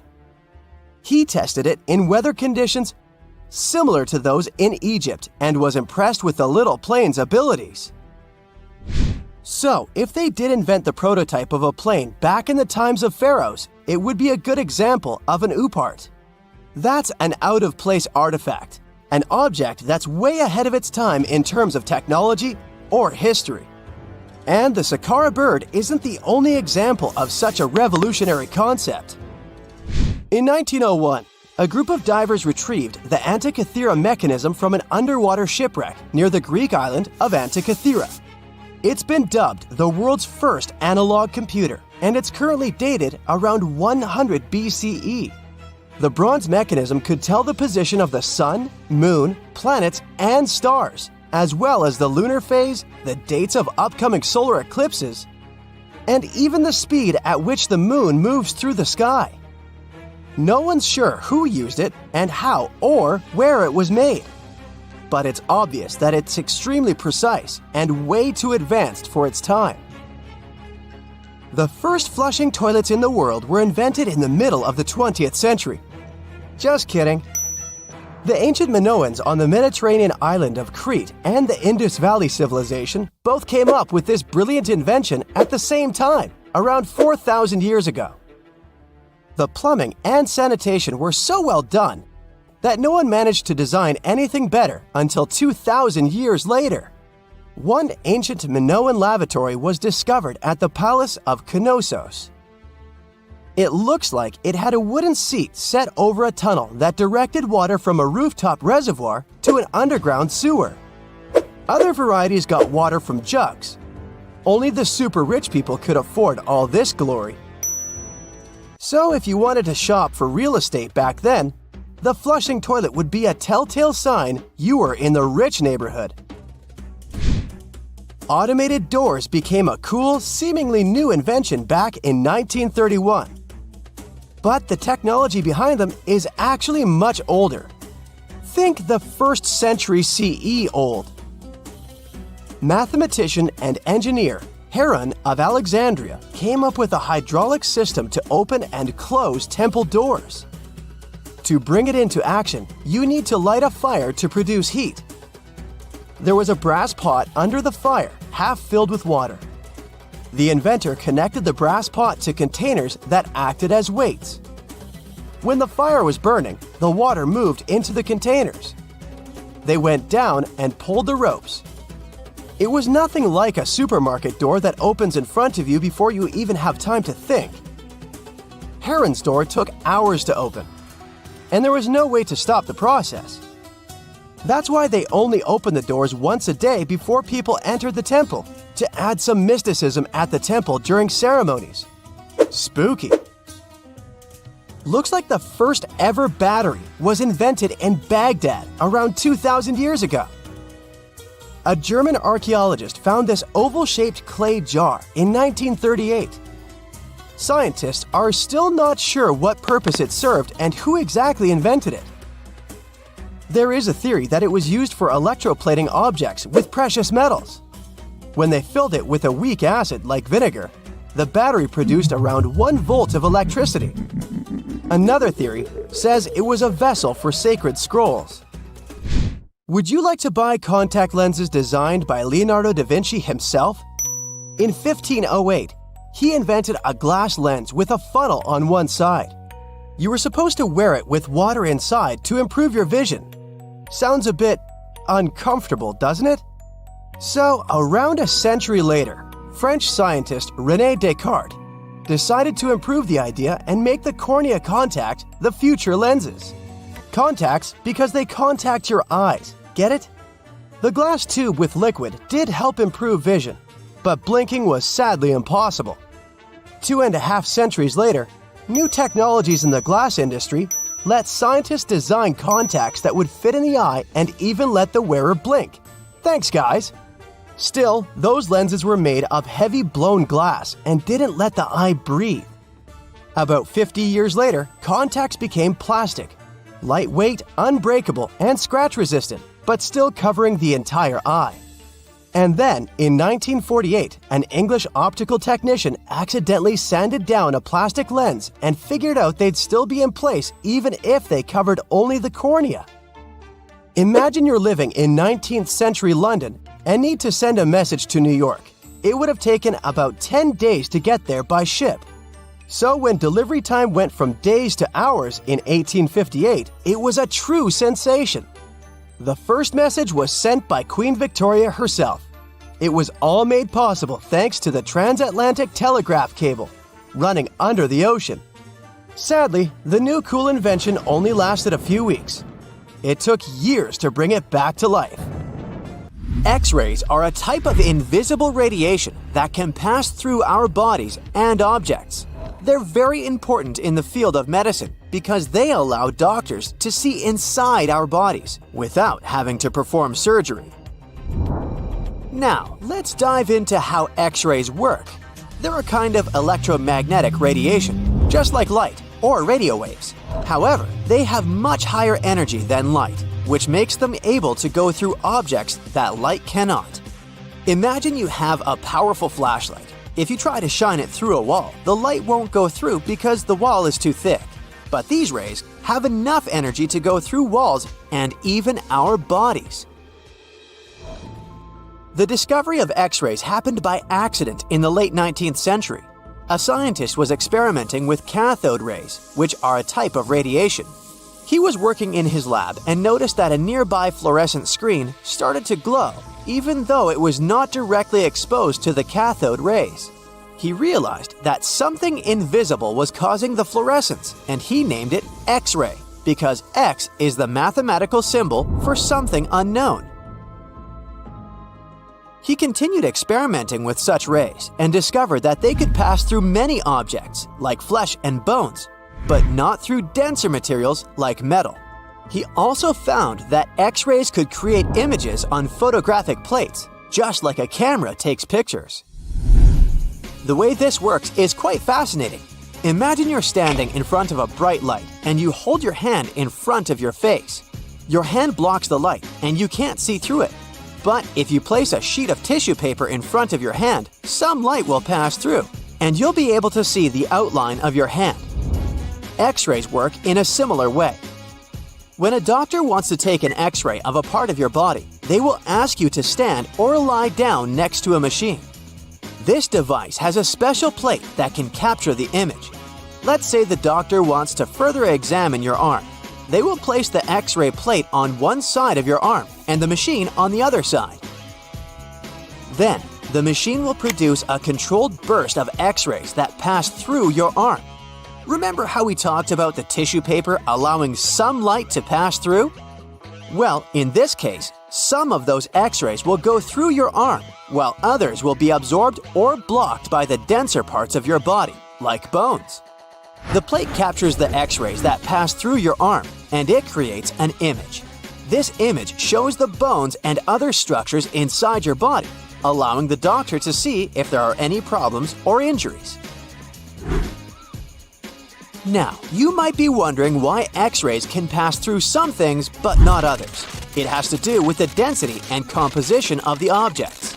Denser materials like bones absorb more X-rays, so they appear white in the image. So when you look at the result, you'll see your bones as white shapes. Other tissues like muscles and organs are less dense and allow some of those rays to pass through, so they appear as gray shadows. What if I told you there's a whole new way you can peek inside objects, but without using X-rays? I'm not talking about magic powers. Take a comfortable seat while I explain what myography is. This fascinating scientific technique allows us to see inside objects and even beneath the Earth's surface using a special type of particle called a muon. These elementary particles are very similar to electrons, but they're much heavier.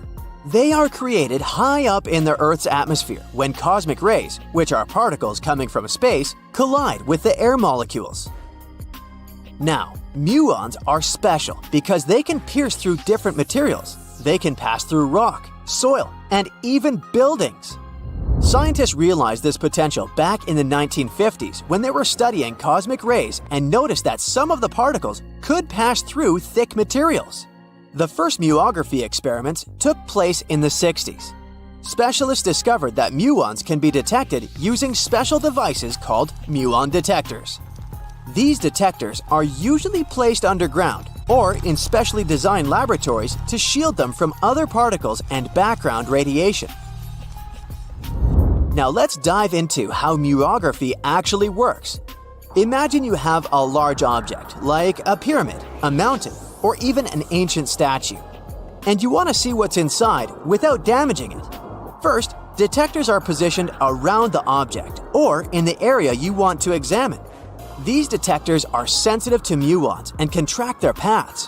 When such a particle passes through a detector, it leaves a trace, like footprints in the sand. By collecting data from multiple detectors, scientists can reconstruct the paths. Here's where things get really cool. The Earth's atmosphere acts like a natural filter for muons. It turns out that the more massive an object is, the more particles it will block. So, if you have a large, dense object like a mountain, fewer muons will pass through it compared to a smaller, less dense object, like an empty box. This difference in the number of particles that reach the detectors can give us clues about what's inside the objects. Scientists use computer algorithms and mathematical techniques to analyze the data and create images. These images represent the density distribution of the object being studied. It's like creating a map that shows where the densest areas are and where there's gaps inside the object. The concept of muography is similar to using shadows to understand the shape and size of an object. Imagine you're standing in front of a bright light and you place your hand between the light source and a wall. You'll see a shadow of your hand on the wall. Based on the shape and size of the shadow, you can get an idea of what your hand looks like, even though you can't see it directly. This technique has been used to study various objects and structures. For example, scientists have used it to explore the inside of volcanoes and pyramids, and even to investigate the structure of mountains and the Earth's crust. With the help of this amazing technique, scientists have now uncovered new information about the Great Pyramid of Giza. They discovered something that had eluded tomb raiders for centuries. They found a hidden chamber.